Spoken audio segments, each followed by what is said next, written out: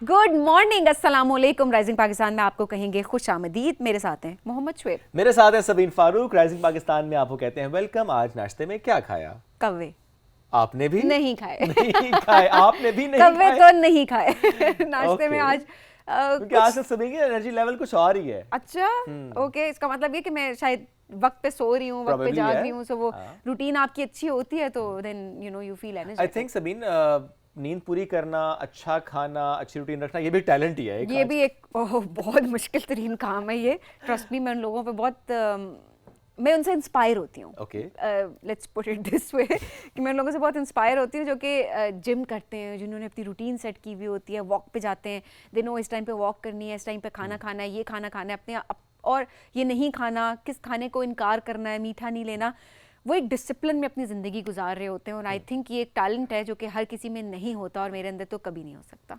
अच्छा, do you think discipline ये बहुत जरूरी है, लेकिन हमारी जिंदगी से डिसिप्लिन निकलता चला जा रहा है? बिकॉज हम I don't know, may be Shoaib, इतनी तेज़ ज़िंदगी हो गई है, इतनी फास्ट लाइफ है अब कि आप बाकी चीज़ों में इतने उलझे हुए होते हैं। ये कैसे काम हो फास्ट जाए, है? वो हम काम एक हो पूरा जाए। घंटा स्क्रोलिंग पे लगा देते हैं। वो भी तो एक टास्क है कि आपके माइंड इतना फास्ट पेस पे चल रहा है कि एक क्या इमोशन चल की रहा रील है, आपको फिर एक पता और हो। इमोशन की रील है। हाँ, और ये भी कि आप कहीं दूर तो नहीं रह गए, फोमो हो जाता है ना। यस, ये फियर भी ऑफ एक- मिसिंग आउट। ये एक बड़ा मसला होता है। तो हमें होता है कि नहीं, सोशल मीडिया पे जाना है, अब हमें देखना है, हमें स्क्रॉल करना है। सो या this is how it is. But ये एक टैलेंट है और बहुत सारे लोगों में होता है। But I would love to know कि ये टैलेंट किस तरीके से पॉलिश करते हैं लोग। एब्सोल्युटली ऐसा ही है। और इसके साथ साथ आज हम आगे चलकर जब अपने मेहमानों से बात करेंगे इस दिन, तो हम ये कोशिश भी करेंगे कि ये गुफ्तगू हम रखें कि जो इजी मनी शॉर्टकट हमारे नौजवानों के अंदर ये क्यों आ रहा है एंड इसके रीजंस और इस पे कैसे काम किया जा सकता है, कैसे काम हो रहा है, इस पर हम करेंगे बात। लेकिन अभी हम बढ़ना है क्विकली एक ब्रेक की तरफ। जब ब्रेक से वापस आएंगे तो फिर अपने मेहमानों से कराएंगे आपकी मुलाकात। रहिए हमारे साथ। ये है राइजिंग पाकिस्तान।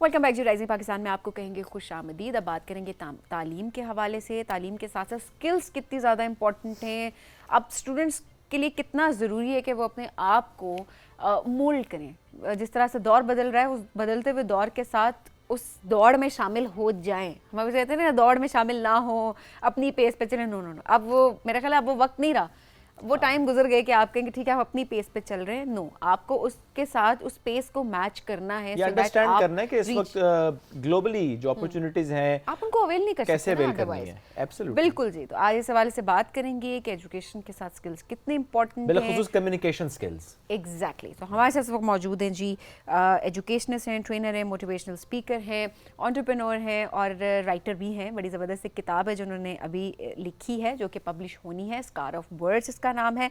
सैयदा सुमेरा मसूद हमारे साथ मौजूद हैं। अस्सलाम वालेकुम, कैसी हैं आप? वालेकुम सलाम, अल्हम्दुलिल्लाह, आई एम डूइंग ग्रेट। आप लोग कैसे हैं? अल्हम्दुलिल्लाह बिल्कुल ठीक ठाक।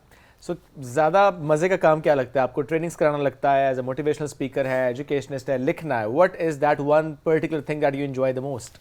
आई थिंक जो एक चीज़ हम एजुकेशनिस्ट सबसे ज़्यादा इंजॉय करते हैं, that is the empowerment. Whether it is in form कि अगर हम किसी को कुछ सिखा रहे हैं या हम स्टूडेंट्स को ट्रेन कर रहे हैं, एडल्ट्स हैं, और जो अच्छी बात हमें लगती है वो उनको एम्पावर करना होता है इन एनी वे।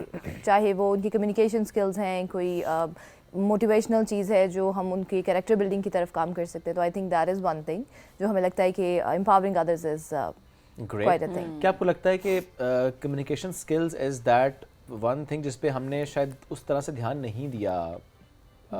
अपने बच्चों को देखें, अपने आसपास देखें, बहुत से लोग जो कि बड़े काबिल होते हैं, अपनी अपनी फील्ड में बहुत अच्छा काम कर रहे होते हैं, they super talented, but when it comes to the communication skills वहाँ पे they are lacking. It's a very well point जो आपने हाईलाइट किया। अगर हम कम्युनिकेशन की बात करते हैं तो हमें ये लगता है कि कम्युनिकेशन का मतलब सिर्फ बात करना है या मैसेज कन्वे करना है, और उसको हम रिलेट कर देते हैं कि कॉन्फिडेंस का ताल्लुक कम्युनिकेशन से है। या बच्चे जो हैं, अगर हम आजकल के बच्चों की बात करें या ग्रेजुएट्स की भी इवन बात करें, तो जब यूनिवर्सिटी से स्टूडेंट्स निकलते हैं तो उनके पास डिग्रीज तो होती हैं, लेकिन अनफॉर्चुनेटली उनका एक ये गिला होता है कि जॉब्स नहीं मिल रही। और उसमें जो एक मेजर फैक्टर होता है जो हमें लगता है कि उनकी कम्युनिकेशन इतनी स्ट्रांग नहीं होती, वो अपने आप को प्रेजेंट नहीं कर पाते। बिल्कुल।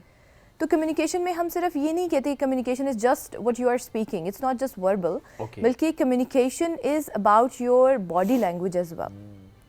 बिकॉज इट्स बिन सेड कि आप जब किसी के सामने जाते हैं और इससे पहले कि आप बोलते हैं तो इनिशियल 7 सेकेंड्स में आपका एक इंप्रेशन बिल्ड हो जाता है देखने वाले की नज़र में। ओके तो बहुत सारे हमारे यंगस्टर्स हैं, स्टूडेंट्स हैं, इवन एडल्ट्स भी हैं जो ऑलरेडी फील्ड्स में हैं, काम कर रहे हैं, लेकिन जो एक चीज़ जिस पे वो बहुत ज़्यादा नुकसान उठाते हैं वो कम्युनिकेशन है, whether it's there verbal, interpersonal. So बहुत सारे लोगों को अवेयरनेस नहीं है कि कम्युनिकेशन में क्या क्या चीज़ें आ जाती हैं and why it is important. तो दिस इज़ वन एरिया जिस पे हम बहुत ज़्यादा बात करते हैं और आजकल की जनरेशन के लिए तो बहुत ज़्यादा इंपॉर्टेंट है, because a lot of misunderstandings they start because communication proper नहीं होती। हमारा मतलब ये नहीं था, हाँ, अक्सर ये होता है ना, हमारा मैंने तो मतलब ये ऐसे- नहीं था। और हम जो बात इस तरह से कम्युनिकेट कर रहे होते हैं, बॉडी लैंग्वेज डिफरेंट होती है, way of communication Tone different होती है। डिफरेंट होती है और वर्ड्स कुछ और होते हैं। हाँ। तो वो आपस में उनका कोई लिंक नहीं हो रहा होता। सही। सो दैट्स हाउ वी से कि बहुत सारे जो इश्यूज हैं वो इस वजह से अराइज होते हैं कि कम्युनिकेशन प्रॉपर नहीं क्या होती। किया जाए, कैसे कम्युनिकेशन स्किल्स को बेहतर बनाया जाए स्टूडेंट्स के पर्सपेक्टिव से? दिस इज़ वन थिंग जिस पे हमें शायद बात करने की बहुत ज़्यादा ज़रूरत है। जब हम कम्युनिकेशन स्किल्स की बात करते हैं तो उसमें जो एक सबसे इम्पॉर्टेंट फैक्टर आता है वो एक सॉफ्ट स्किल्स है। और बहुत सारे लोग हैं जिनको इस चीज़ की भी अवेयरनेस नहीं है कि सॉफ्ट स्किल्स होते क्या हैं। तो सॉफ्ट स्किल्स का जो एक एरिया है वो कम्युनिकेशन है, जिसमें आपकी लैंग्वेज कम्युनिकेशन आ जाती है। और बीइंग ESL ट्रेनर हम जो है वो इंग्लिश लैंग्वेज को थोड़ा सा प्रमोट करते हैं, बिकॉज हमारी कंट्री में अगर हमारी फर्स्ट लैंग्वेज उर्दू है तो second language is definitely English. आपका जितना भी ऑफिशियल लैंग्वेज है वो इंग्लिश है। और अगर हम कम्युनिकेशन की बात करते हैं, सॉफ्ट स्किल्स की बात करते हैं, तो it's not just about the communication. अब जैसे हमारे स्टूडेंट्स में या हमारे यंगस्टर्स में प्रॉब्लम सॉल्विंग स्किल्स नहीं है। कम्युनिकेशन तो हो गई, but what if there is a conflict that arise there, so they don't know कि हमने उस कॉन्फ्लिक्ट को रिजॉल्व किस तरह से करना है। Okay. And then one more skill that they lack is the critical thinking. So communication में ये जो सॉफ्ट स्किल्स है, आई थिंक ये इन सारे एरियाज़ को कवर करते हैं, that how we can empower students with their language, with their critical thinking, with their problem solving skills. और होलिस्टिकली आई थिंक कि एक स्टूडेंट जो है उसकी जो एक प्रॉपर ग्रोथ है वो होलिस्टिक डेवलपमेंट इन्हीं सॉफ्ट स्किल्स के थ्रू आती है। चाहे वो एक स्टूडेंट हैं, ग्रेजुएट हैं, वो एक एंटरप्रेन्योर हैं, वो किसी जगह जॉब के लिए जा रहे हैं। So this is one thing that they all need to work. अच्छा, क्या सुमेरा ये नेचुरल भी होता है कुछ लोगों में? क्योंकि हमने देखा है नेचुरली वो बात करने में अच्छे होते हैं, कम्युनिकेट मतलब बहुत अच्छा कर रहे होते हैं, कोई कॉन्फ्लिक्ट है वो उसको बहुत अच्छे से केटर कर रहे होंगे, कॉन्फ्लिक्ट रेजोल्यूशन की तरफ जा रहे होंगे। इनफैक्ट अगर कोई कॉन्फ्लिक्ट आ गया तो उनको बुलाया जाएगा कि अच्छा, और जब उनसे बात करें वो कहते हैं हमने सीखा नहीं है कहीं से। क्या वाकई नहीं सीखा होता, ये नेचुरली होता है, या ज़िंदगी के कुछ एक्सपीरियंसेस होते हैं जो उनको सिखा देते हैं? ये जो आपने टॉपिक हाईलाइट किया मुझे लगता है कि इट्स क्वाइट डिबेटेबल, लेकिन अगर हम उसको to cut it very short, इन सब स्किल्स को हम कहते हैं लीडरशिप स्किल्स। जैसे आप बात कर रहे हैं कि अगर कोई इनिशिएटिव लेता है, कोई प्रॉब्लम है, तो हम किसी एक बंदे को बुलाते हैं और वी कंसिडर कि ये शायद बहुत समझदार हैं या ये हमें डिसीजन दे सकता है। तो इनको हम कहते हैं कि दीज आर लीडरशिप स्किल्स, कि एक इंसान जो है वो लेवल हेडेड है, फर्म माइंड है, वो अपने डिसीजंस को इंडिपेंडेंटली केटर कर सकते हैं, वो दूसरों को मशवरे दे सकते हैं, they know about their right and wrong. और अगर हम लीडरशिप की बात करते हैं तो जैसे आपने कहा कि क्या with the passage of time ये बिल्ट होते हैं या बाय बर्थ होता है, तो लीडरशिप में एक ही हमारा पैराडाइम होता है कि जो इंटेलिजेंस है या जीनियस है वो बाय बर्थ है। That is a very wrong perception. Okay. और यही एक परसेप्शन हम बचपन से अपने बच्चों को दे रहे होते हैं कि ये बच्चा लायक है, ये बच्चा ना लायक है, जबकि अल्लाह ताला ने किसी को भी लायक या नालायक नहीं पैदा किया। It's just like how they polish their skills, and definitely it is part of their upbringing, whether it's at the part of environment, आपके पेरेंट्स हैं या आपके टीचर्स हैं। अगर एक आप बच्चे को कह देते हैं कि आप नालायक हैं, तो उसका माइंड प्रोसेस भी उसी तरह से करता है और वो अपने आप को ही डिग्रेड कर रहा होता है। तुम नहीं कर सकते, तुमसे नहीं होगा, तुमने कभी भी नहीं किया, तुम ऐसे करते, तुम वैसे करते, वो जुमले जो कि बच्चों की पर्सनालिटी के अंदर आ जाते हैं। एग्जैक्टली। और अगर आप देखें, अगर आप ऐसे बच्चे को कहीं कहेंगे कि आप सामने आके बात कर लें, तो वो नहीं करेगा, वो कॉन्फिडेंट ही नहीं होगा। सो दिस इज समथिंग, और जिस बुक का मैंने जिक्र किया उसमें इसी चीज़ पे मैंने बात भी की है कि right from childhood to adulthood किस तरह से हमारे वर्ड्स, हमारा एनवायरनमेंट हमें ट्रांसफॉर्म करता है। थोड़ा सा गाइड भी करें, स्पेशली छोटे बच्चों से स्टार्ट कर लेते हैं। जो जुमले आपने भी कहा ये बड़ा, क्योंकि हम कॉमनली यूज़ कर रहे हैं अपने आसपास। एक सब्जेक्ट में अगर बच्चे के मार्क्स कम आ गए या अगर उसका 1% ही कम आ गया, 99% भी आ गए, तो उस पर भी हम कहते हैं तो ये तुमने क्यों नहीं किया। यस। बजाय इसके हम किसी और तरीके से बात करें, next time will do it, next time हम कर सकते हैं, ये हो जाएगा, यू हैव दैट पोटेंशियल, हम और बेहतर करेंगे। हम इन जुमलों के बजाय इस्तेमाल दूसरे जुमले करते हैं, मैं तुम्हारा ये बंद कर दूंगा, तुम्हारा टीवी बंद, तुम्हारा फोन बंद, तुम्हारा टॉय बंद, तुम बाहर नहीं जाओगे, तुम ऐसे हो, तुम वैसे हो। तो ये रवैया हमारा बच्चे की पर्सनैलिटी में आ रहा है। सो क्या करना चाहिए? तो अच्छे जुमले बताएं, वो चीज़ें जो कि माएँ और फॉर श्योर घर में जितने बड़े हैं जो बच्चों से डील कर रहे होते हैं, इवन टीचर्स, वो क्या करें? अगर हम इस पॉइंट को हाईलाइट करते हैं तो इसमें आई थिंक जो सबसे इंपॉर्टेंट चीज़ है ना, that is the positivity. Because what we inculcate in our generation, even हम यंगस्टर्स को भी बताते हैं कि we all are habitual to criticise others in a negative way, कि उसके कपड़े कैसे हैं, उसका कलर, रेसिज्म में जा रहे हैं, फोकस तो करना ही नहीं। हाँ, हम जब भी किसी से मिलते हैं तो हम ये नहीं देखते कि ओके उसने कितने अच्छे से ग्रीट किया या बात कितने अच्छे से की, बल्कि हम नेगेटिव एस्पेक्ट को देखते हैं। So the one thing that we have to inculcate in our lives, in our school, education, academia is the positivity. Yes. कि हम अपने बच्चों को एक नेगेटिव कंपटीशन में ना लेके जाए। हम बच्चों को compete करवा रहे होते हैं कि अच्छा आपकी फूफो का बेटा है तो आपने उससे ज़्यादा मार्क्स लेने हैं। हाँ। हम बच्चों को कभी ये नहीं कहते कि you are good in this thing and that's it. There is no negative competition because every human being is very different. Very true. तो हमारा कोई कंपटीशन नहीं है। हो सकता है अब जो जिस चीज़ में आप बहुत अच्छे हैं वो हमसे नहीं हो सकती, और जिस चीज़ में हम बहुत अच्छे हैं may be that's not your cup of T. तो हमें एक ये माइंडसेट इनकलकेट और ये अंडरस्टैंड भी करना चाहिए Exactly. कि हम हर चीज़ में अच्छे नहीं हो सकते, इट्स नॉर्मल। और ये सीखना भी है, ये भी ज़रूरी है, क्योंकि अक्सर लोगों को लगता है कि वो हरफन बोला है और वहीं पर मुझे लगता है वहीं पर वो मार खाते हैं, जहाँ पर वो सीखना नहीं चाहते, किसी से कुछ पूछना नहीं चाहते, और वो कहते हैं बस हमें सब आता है। एक्सेप्टेंस एंड अडैप्टेबिलिटी, कि हमें अपने बच्चों को एक्सेप्टेंस सिखानी चाहिए कि फर्स्ट अगर एक चीज़ आप में नहीं है तो इट्स नॉट लाइक कि आप किसी से कम है, but what you have that is your ability and you are very good in that and you can excel. अच्छा, ऐसे में सुमैरा, क्या हमारे जो हम जिन बच्चों को बोलते हैं बड़े टैलेंटेड बच्चे हैं, यूनिवर्सिटी लेवल की भी बात करूँगी, गोल्ड मेडलिस्ट हमारे, उनको भी बार बार यही चीज़ बताई जा रही होती है जस्ट बिकॉज उनके ग्रेड्स अच्छे आ जाते हैं, उनका CGPA बहुत अच्छा आया, गोल्ड मेडल उन्होंने किया, तो हम उनकी एक परफेक्ट इमेज जो है हमने यूनिवर्सिटी में क्लास में उनके सामने रखा होता है कि दे आर परफेक्ट, और हम उनको उनकी कमियां भी नहीं बता रहे होते कि ये चीज़ें हैं जिन पे काम करने की ज़रूरत है। अनफॉर्चुनेटली हमारा एजुकेशन सिस्टम अब भी ऐसा है जिसको बेहतरी की ज़ाहिर है, जिसमें गुंजाइश है काफ़ी ज़्यादा। अब वही बच्चे जब जाते हैं जॉब मार्केट में, उनकी स्किल्स डेवलप नहीं हुई होती है, वो फेलियर्स का सामना करते हैं, उनको अपनी कमियां नज़र आती हैं। वहाँ पर हमने उन जितने भी स्टूडेंट्स हैं, हमने उन लोगों को डिप्रेशन में जाते हुए देखा है, बिकॉज उनको कभी बताया ही नहीं गया कि आप में ये कमी है, आप परफेक्ट नहीं हो सकते, आपको इन चीज़ों पर काम करने की ज़रूरत है। इस तरह के कितने केसेस आप देखते हैं? अगर आए दिन हम बात करें, न्यूज़ में भी हम देख रहे होते हैं, इसको हम कहते हैं कि रियल लाइफ स्किल्स, कि जो जब हम भी थे यूनिवर्सिटीज़ में और हमें ये लगता था कि ओके अब हम मास्टर्स कर लेंगे, हम ग्रेजुएट हो जाएंगे तो हमारे लिए जॉब्स ही जॉब्स हैं, जब हम जाएंगे तो हम इतना अर्न करेंगे। एंड अनफॉर्चुनेटली जब हम जाते हैं और फर्स्ट इंटरव्यू हम क्लियर नहीं कर पाते तो वहाँ से एक एंग्जाइटी और डिप्रेशन की स्टेज स्टार्ट होती है, रिजेक्शन। और हमारा एजुकेशन सिस्टम, मैं उसको ब्लेम नहीं करूँगी, बट समहाउ हमारी कुछ प्रैक्टिसेस इस तरह की हैं, टीचर्स जो हैं वो उस तरह से ट्रेंड नहीं हैं, मतलब अगर वो सब्जेक्ट नॉलेज तो पढ़ा रहे हैं लेकिन वो रियल लाइफ के लिए स्टूडेंट को प्रिपेयर नहीं प्रिपेयर करते। तो the real purpose of education is the holistic development of a child, कि आपने उसको एजुकेशन के साथ साथ रियल वर्ल्ड नॉलेज भी दिया, जिंदगी कैसे गुजारनी है, चैलेंजेस का मुकाबला कैसे करना है, कम्युनिकेशन किस तरह से होनी चाहिए, आपने अपने जो सेटबैक्स हैं उनको किस तरह से लेना है, चैलेंजेस को डील कैसे करना है, जिंदगी में कोई डाउन्स आ जाए तो उसमें कैसे रिस्पॉन्ड करना है। It's okay to fail, I mean ये हम नहीं सिखा रहे होते, हमें होता है कि और फिर reactive, how to be proactive and reactive, इसका जो एक कॉम्बिनेशन है, हम अनफॉर्चुनेटली बच्चों को वो नहीं सिखाते कि आपने एक सिचुएशन हो गई है, एक प्रॉब्लम, जैसे आपने कहा कि फर्स्ट से रिजेक्शन फेस करना, इंटरव्यू क्लियर नहीं हो रहा और उस बच्चे के घर पे उसको पैसे भी कमाने हैं, उसको फैमिली को भी सपोर्ट करना है, उसने डिग्री भी ले ली है इतने साल लगा के, बट अनफॉर्चुनेटली वो जॉब नहीं मिल रही। तो फिर हम कहाँ जाएँ? और फिर बच्चों को ये माइंडसेट होता है कि पाकिस्तान में जॉब्स नहीं है, पाकिस्तान में कोई इंडस्ट्रीज़ नहीं है। सो ये वही पाकिस्तान है जो इंटरनेशनली भी ग्रो कर रहा है, एक्नॉलेज्ड भी है। प्रॉब्लम कहाँ है? प्रॉब्लम हमारे स्किल बेस्ड लर्निंग में, कि हमारे बच्चों के पास स्किल्स नहीं है, उनको ये नहीं पता कि what is the right way to speak, what to speak, how to speak and when to speak, and when to say no, या व्हेन टू से नो। और मुझे तो लगता है कि जो नो का एलिमेंट है वो शायद लाइफ में होना नहीं चाहिए, because we should be ready to learn each and everything.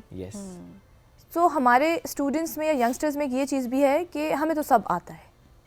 So when you are coming up with this mindset, तो आप फिर कुछ लर्न नहीं कर सकते. और जब तक आप दुनिया के साथ नए टेक्नोलॉजी को सीख के, चीज़ों को सीख के आगे नहीं जा रहे, तब तक नहीं जा सकते. You are लेकिन not इसमें ready for the एक ये future. राय भी होती है ना, वो स्टूडेंट्स कहते हैं हम कर लेंगे, हमें जो काम आप Yes. देंगे ना हम कर लेंगे, हम we are a quick learner. ये हम सीवी में लिख भी Yeah. देते हैं, मेरा क्विक लर्नर, हम फौरन सीख जाएंगे, हम कर लेंगे. लेकिन मैं उस दिन एक पोस्ट देख रहा था, उसमें एम्प्लॉयर ने कहा कि अगर मैंने आप लोगों को हायर करके सिखाना है और सारी इन्वेस्टमेंट उसमें करनी है तो मैं क्या करूंगा, मेरे Yes. किसी काम के नहीं है आप. मैं चाहता हूं कि वी शुड ग्रो टुगेदर. आप Yeah. अपनी एक्सपर्टीज या आप जो भी आपकी नॉलेज है वो लेकर आए और हम मिलकर आगे चलें. जॉब बजाय पे वैसे इसके जॉब मार्केट में होता भी ऐसे ही है. Yes. And it's a big question कि जब आप जॉब के लिए जाते हैं तो वहाँ पे लिखा होता है कि experience is needed for that. तो अब जो एक फ्रेश ग्रेजुएट क्या है करेगा? वो एक्सपीरियंस कहाँ से लाएगा?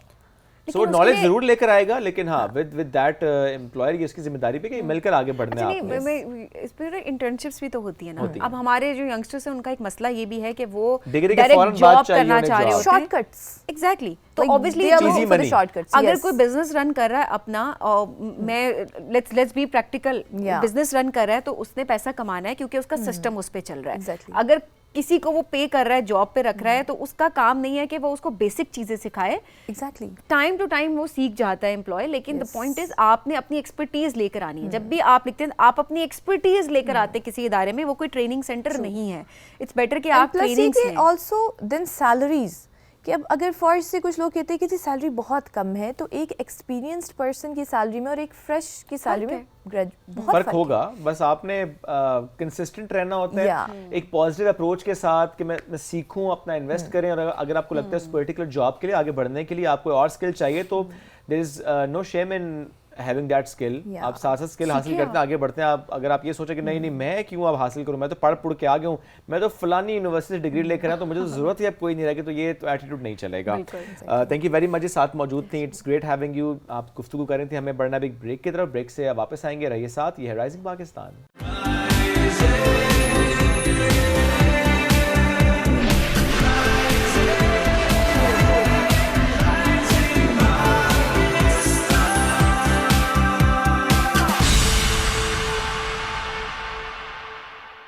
Welcome back. राइजिंग पाकिस्तान में एक बार फिर कहते हैं खुश आमदीद. नौजवानों की बात हम ज़्यादा कर रहे होते हैं चूँकि हम खुद भी नौजवान हैं और हम ऐसा महसूस भी करना चाहते हैं. प्रेजेंट भी ऐसा ही करना तो हम चाहते हैं हैं. ना, इसमें क्या शक है. अच्छा सभी नौजवान की डेफिनेशन क्या है? यंगस्टर्स. यार यंगस्टर्स एडी तो अंग्रेज तो रहने दे. डेफिनेशन यही है ना यंगस्टर्स में. फिर एज ब्रैकेट है ऑब्वियसली, उसको डिफाइन अगर किया जाए. बट ना करना. मैं नहीं करना चाहती, मैं करना ही नहीं चाहती क्योंकि फिर मैं आपका मतलब आप मेरी कैटेगरी से बहुत दूर हो जाएंगी ना. ये कहना चाहती थी. बहुत आगे निकल जाओगी. नहीं. हालांकि सुबह मुझे बता रही थी, कहती है मुझे अपना आप लगता है कि मैं बहुत ओल्ड स्कूल या ओल्ड होती. मैंने कहा हाँ तुम डायनासोर के साथ क्यों? कहते नहीं डायनासोर से भी पहले की हो. नहीं, age is just a number. For me age is just a number. For कल me आपने it's वैसे एक पोस्ट लगाई थी और वो that makes sense. I mean जिंदगी गुजर For जाती me, है और age is not just a number, it's filled with experiences और उसका कोई नेमल बदल नहीं होता. बट चलें जी मौजू पे आते हैं. मौजू है पाकिस्तान के नौजवान. तो पाकिस्तान के नौजवान उसमें एक बेशतर जो हिस्सा हमें नजर ये आता है कंप्लेन करता हुआ. बेशतर हिस्सा हमें नजर आता है जो चाहता है इजी मनी हो, डिग्री की, फौरन से अच्छी जॉब चाहिए, शॉर्टकट्स चाहिए, पैसा कमाना है. एंड इसमें भी फोकस इजी मनी पे है. व्हाई? इस पे मैं एक बात जरूर करूंगा, बल्कि सभी आपकी राय भी लेता हूं इस पे, और हम आगे चल के मेहमान से भी इस पे बात करेंगे.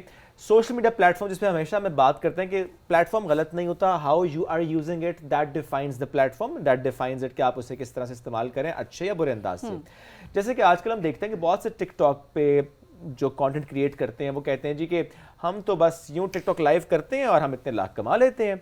अच्छा उससे क्या होता है? उससे नौजवानों को लगता है कि बस आपने एक प्लेटफॉर्म पे बैठना है, आपने सिर्फ आए बाएं शाएं करनी है. और Shoaib to be very honest, कुछ कंटेंट मैं टिकटॉक पे नहीं हूँ, होना मैं चाहिए भी नहीं क्योंकि नहीं होना, इसमें कोई बुराई नहीं है कि आप नहीं है टिकटॉक पे बुराई, हो. बता रहे हैं सिर्फ. हाँ आप हो टिकटॉक पे, आप अच्छा कंटेंट भी बहुत सारे लोग कर रहे हैं सोशल मीडिया प्लेटफॉर्म पे. टिकटॉक हो, इंस्टा हो, फेसबुक हो, वो एक्स हो, हम ओवरऑल देख रहे होते हैं. द पॉइंट इज एक अपनी वैल्यूज़ को मद्देनजर रखना बहुत Yes. इंपॉर्टेंट है। पैसा कमाना मकसद नहीं सिर्फ होना चाहिए, पैसा किस तरीके से आप कमा रहे हैं, Absolutely. हलाल तरीके से, एक एथिकल तरीके से, वो बहुत मैटर करता है। मैं टिकटॉक लाइव में जिस तरह से कुछ क्लिप्स सोशल मीडिया पे हम बाकी इंस्टा पे या फेसबुक पे देख रहे होते, कुछ क्लिप्स आए हुए होते, टू बी वेरी ऑनेस्ट वो क्लिप आप अपनी फैमिली के साथ नहीं या देख आप सकते। अकेले बैठकर भी नहीं देख सकते।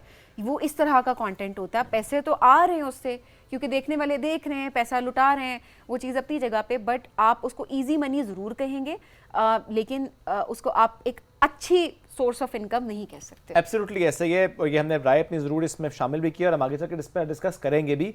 इस पे हमारे मेहमानों की राय भी हमारे लिए बहुत रिस्पेक्टेबल है कि हम उनसे जानेंगे कि वो इस बारे में क्या राय रखते हैं, स्पेशली वो गेस्ट जो कि अपनी पूरी उन्होंने कहता हूँ कि ज़िंदगी ना नौजवानों पे, उनको एम्पावर करने पे, उनके स्किल पर, उस पर जो है वो सर्व कर रहे हैं। आज एक ऐसी ही ज़बरदस्त मेहमान ने हमें ज्वाइन किया है। She is a wonderful friend, she is a wonderful human. ज़बरदस्त काम माशाल्लाह वो कर रहे हैं, कई साल से करें। उनका इदारा है बरगद के नाम से, शी इज़ एग्जीक्यूटिव डायरेक्टर। लेकिन इस वक्त जो उनको बुलाने का मकसद है वो ये है कि उन्होंने पाकिस्तान का सर फ़ख्र से बुलंद किया है माशाल्लाह हम सब का, चूँकि 5th एक कॉन्फ्रेंस हुई थी, it's global youth work conference, Commonwealth award, Commonwealth youth work award उन्होंने अपने नाम किया है। सो मुबारकबाद की मुस्तहिक भी हैं। इसके साथ साथ वो Commonwealth youth workers association Asia की एग्जीक्यूटिव डायरेक्टर भी हैं, सो एग्जीक्यूटिव मेंबर है, सॉरी। तो उनको आज हम वेलकम करते हैं। सबिहा शाहीन साहब ने हमें ज्वाइन किया है, उनको करते हैं वेलकम। अस्सलाम वालेकुम जी, कैसी हैं आप? वालेकुम अस्सलाम, thank you so much Shoaib. आपका शुक्रिया, हमारी तो उम्मीद जरा बहुत लंबी हो गई, गुफ्तगू ऐसी चल पड़ी थी सबिहा। तो पहले मुबारकबाद आपको इस अवार्ड की। thank you. थोड़ा सा बताएं, जिस कॉमनवेल्थ यूथ वर्क अवार्ड क्या सिग्निफिकेंस है इसकी, क्या क्राइटेरिया होता है इसका? जी बहुत शुक्रिया। मैं ना आज थोड़ा सा भी आप यूथ के हवाले से बात कर रहे थे, तो मैं यूथ और यूथ वर्कर के दरमियान एक फ़र्क ज़रूर बताना चाहूँगी, क्योंकि देखिए मैं अब यूथ नहीं हूँ, मैं तो 50 क्रॉस कर चुकी हूँ। जी बिल्कुल, मैं तो 50 क्रॉस कर चुकी हूँ। ये पहली खातून हमारे शो पे आई है जिन्होंने बता दिया 50 क्रॉस कर लिया है। एग्जैक्ट नहीं बताई फिर नहीं, मैं बता देती हूँ, मैं 55 की हूँ। You don't look like Sabiha क्या खाती हैं? अच्छा नहीं, ये हम इस बहस को छोड़ते हैं, क्योंकि देखिए मैं, और ये बात मैं इसलिए बताना चाहती हूँ क्योंकि देखें अभी हो सकता है सुनने वाले लोग आपके प्रोग्राम के नीचे लिखना शुरू कर दें, जी ये एक बुढ़ी औरत है इसको यूथ अवार्ड मिला है, ये एक बुढ़ी औरत है इसको, मतलब ये होता है हमारे, है ना? exactly. तो मैं इसलिए चाहूँगी कि मैं ये फ़र्क बताऊँ अपने सुनने वालों को कि यूथ अवार्ड में और यूथ के लिए अवार्ड में और मेरे अवार्ड में क्या फ़र्क है। मेरा अवार्ड है youth work award, youth workers award, और मैं अपने आप को यूथ वर्कर कहती हूँ। मैं यूथ नहीं हूँ, जैसे मैंने कहा मैं एक बुढ़ी औरत हूँ, बट चूँकि मुझे 28 साल हो गए हैं यूथ के लिए काम करते हुए, तो इसलिए मेरा ओढ़ना बछोड़ना मेरी ज़िंदगी का पूरा एक जो है वो यूथ के लिए काम करते हुए गुजरा है। तो इसलिए जो है मुझे जो अवार्ड मिला है वो मेरे यूथ के काम के ऊपर मिला है।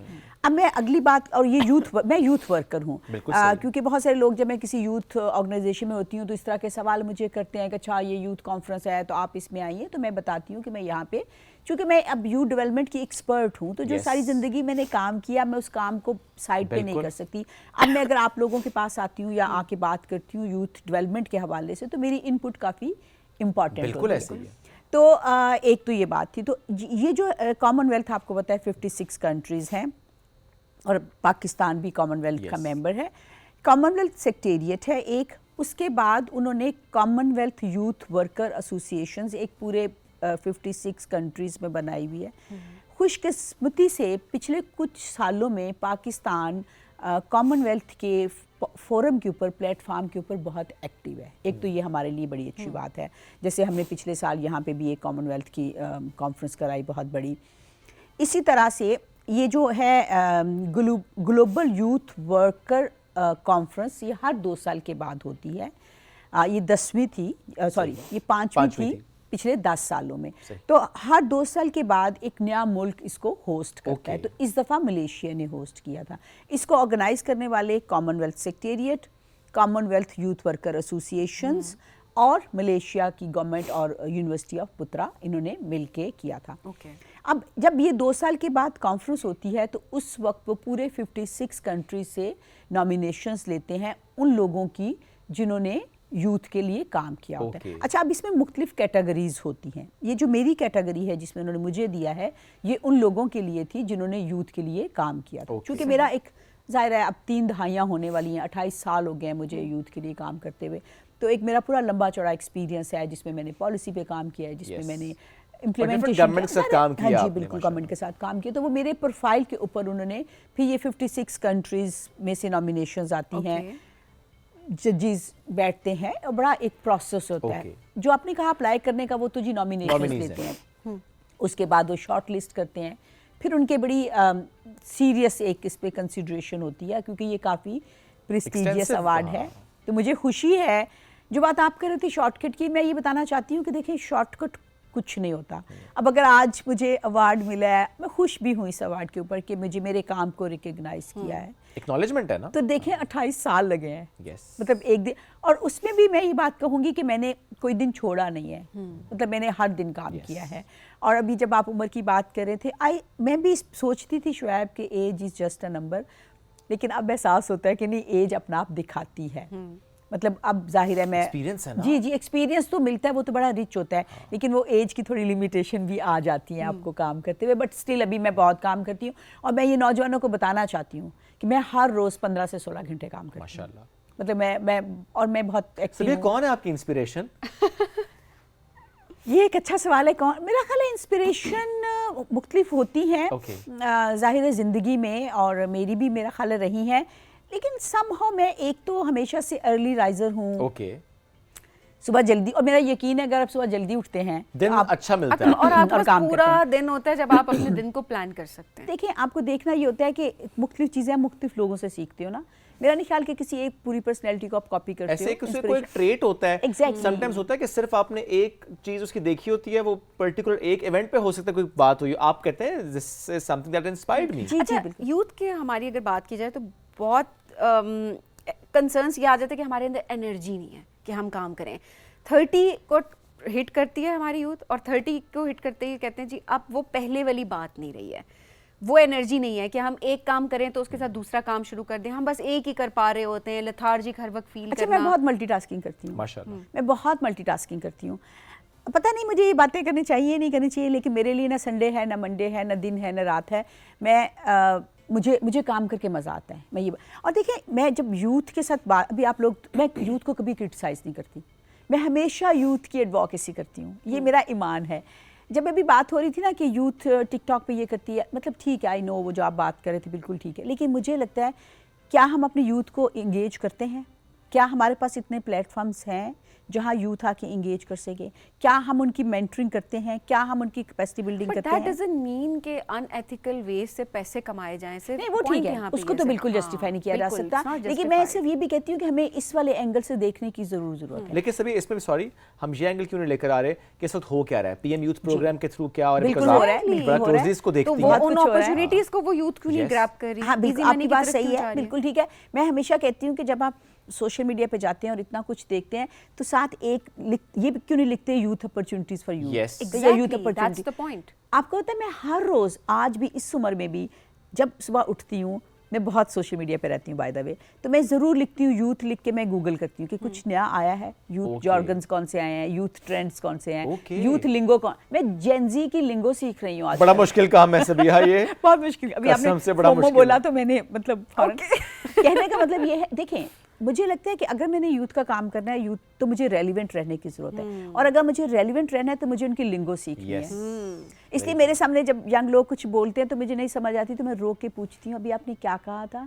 इसका क्या मतलब है, ये मुझे बताएं। अच्छा, क्या जेन ज़ी की एक्सेप्टेंस है? अब मैं वर्क कल्चर के पर्सपेक्टिव से बात करूँ, क्योंकि यूथ हमारी ये गिला कर रही होती है कि जब भी हम किसी प्रोफेशनल एनवायरनमेंट में जाते हैं तो वहाँ पर जो सीनियर लोग होते हैं, प्रोफेशन वाइज भी सीनियर, एक्सपीरियंस की बेस पे भी, वो एक्सेप्ट नहीं कर रहे होते। वो कहते हैं कल के बच्चे ये हमें सिखाएंगे। मुझे तो आके। बड़ा मजा आता है जेनजी के साथ काम करके। मेरी टीम, हमारी बरगद की टीम है बेसिकली, नट मेरी, बरगद की टीम के अंदर जेनजी के काफ़ी लोग हैं, मैं तो बड़ा इंजॉय करती हूँ। आई नो, देखें चैलेंजेस हैं, है बिल्कुल, लेकिन मुझे वो चैलेंजेस लगता है कि अब हमें सीखे बगैर, फॉर एग्जांपल जो लगता है एम्प्लॉयर को एक चैलेंज लगता है कि वो लेट नहीं बैठते, फॉर एग्जांपल उनका काम कंप्लीट हो गया तो उसके बाद नहीं बैठते, तो दैट्स ओके। मेरा ख्याल है ये एक जायज़ It बात should है। be like this. हाँ, मतलब जो नहीं आप work हमारे culture- ज़माने में और इस पिछले मैं ये ज़माने बात में हम तो exploit ये हुए ना इन कल्चर मामलात बड़ा में। आम था ना कि आप लेट बैठे हुए Late हो। hours. और अगर वो लेट बैठ, और मैंने कभी माइंड नहीं किया।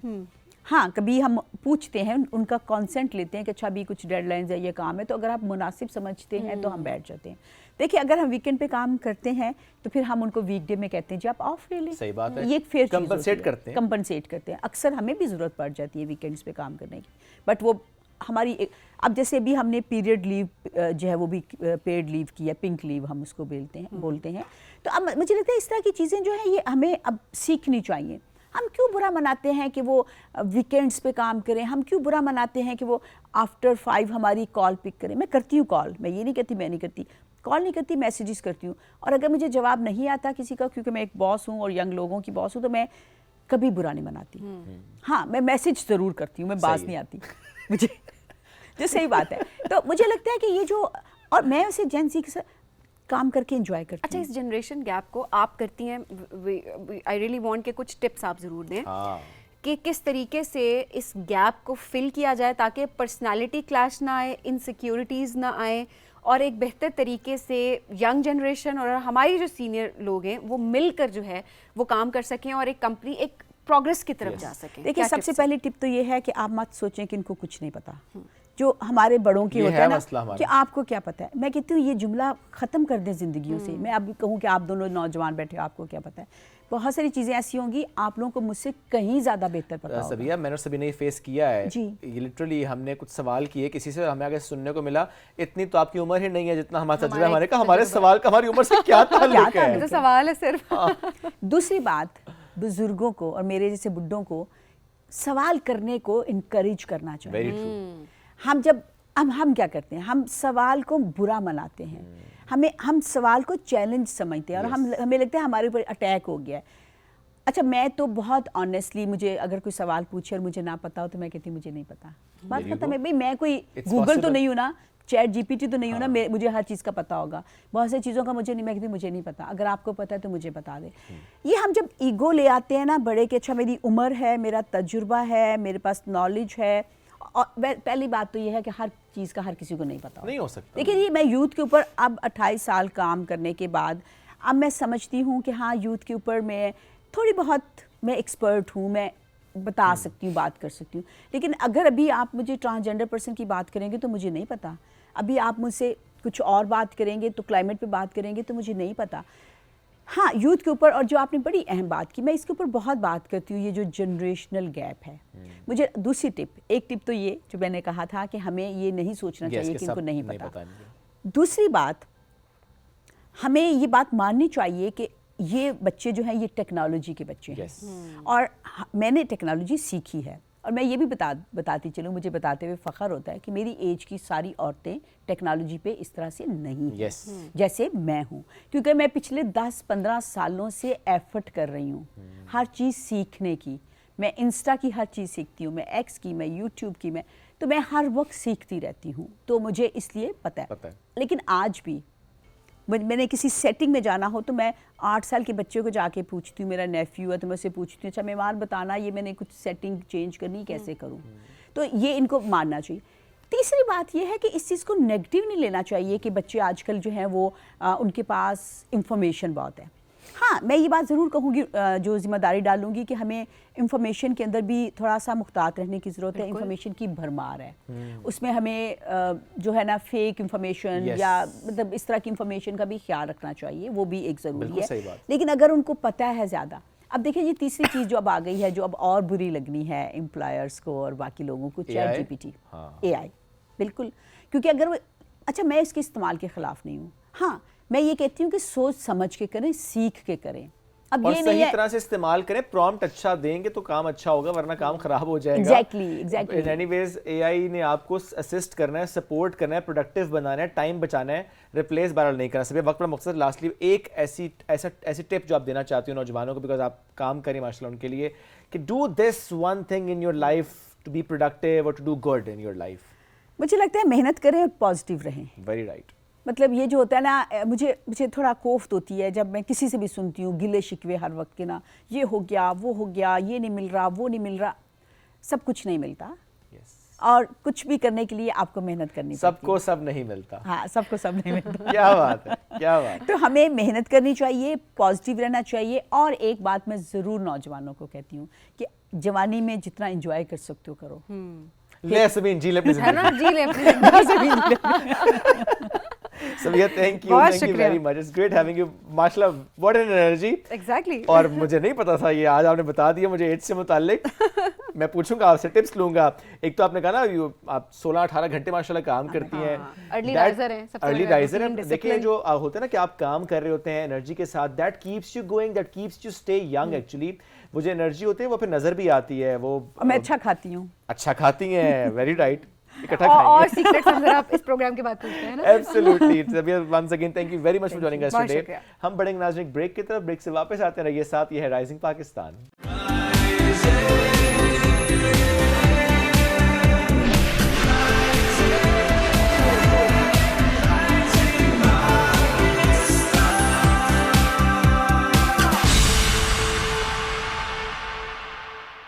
वेलकम बैक जी राइजिंग पाकिस्तान में आपको कहेंगे खुश आमदीद। और इस वक्त बड़े मज़े के खानों की खुशबुएं जो हैं वो हमें आ रही हैं tempting। और खाने भी बड़े मज़े मज़े के हमारे सामने। इसका मतलब ये है कि ज़बरदस्त शेफ़ हमारे साथ मौजूद है। हिना रज़ा इनका नाम है जी, होम बेस्ड बिजनेस अपना चला रही हैं, बड़ी ज़बरदस्त कुकिंग करती हैं। और बहुत अच्छी चीज़ ये होती है जब आपका शौक़ हो और आपको ये पता हो कि आप इस चीज़ में बेस्ट हैं, और वही चीज़ जो है आप उसको अपने कारोबार की सूरत उसको जब शक्ल दे देते हैं। तो ये मुझे ऐसी स्टोरीज इतनी अच्छी लग रही होती हैं। ख़वातीन वैसे भी तो घर में खाने पका बिल्कुल रही ऐसे होती ही हैं, है। खाने पका रही होती हैं, उनका इतना टैलेंट होता है। और मैं ये तो कहती हूँ तकरीबन कुछ टाइम गुजर जाता है शादी करना तो सारी ख़वातीन को खाने पकाने आ ही जाते हैं, no matter what। लेकिन कुछ को जायका नहीं जो भी है ना, आते, कुछ को नहीं भी आते, exceptions are always there, but mostly को आ जाते हैं। लेकिन इट्स ओके, कुछ ना कुछ तो पका ही लेती हूँ। But obviously I am not an expert ना। You will be inshallah. One day you will be an expert, I Sabeen. want to be। आप हर चीज़ आपको अच्छे हाँ। तरीके से आनी चाहिए। एब्सोल्युटली ऐसे ही। तो आपने बात की हिना रज़ा साहिबा की, आज हमारे साथ वो मौजूद हैं।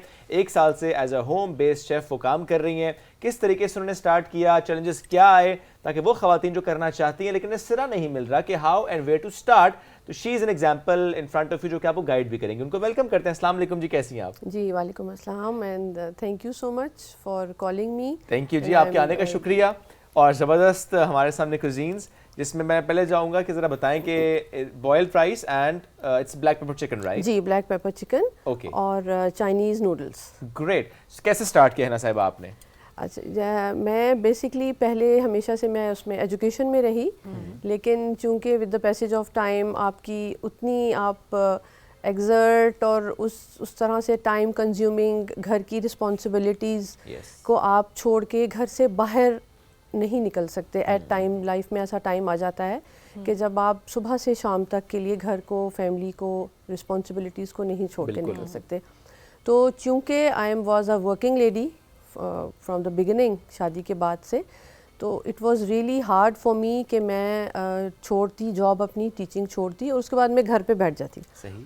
तो मुझे सबने बकअप किया कि आपके हाथ में जायका है, आप अच्छा बना लेती हैं, कर लेती हैं, बच्चों ने, फैमिली ने।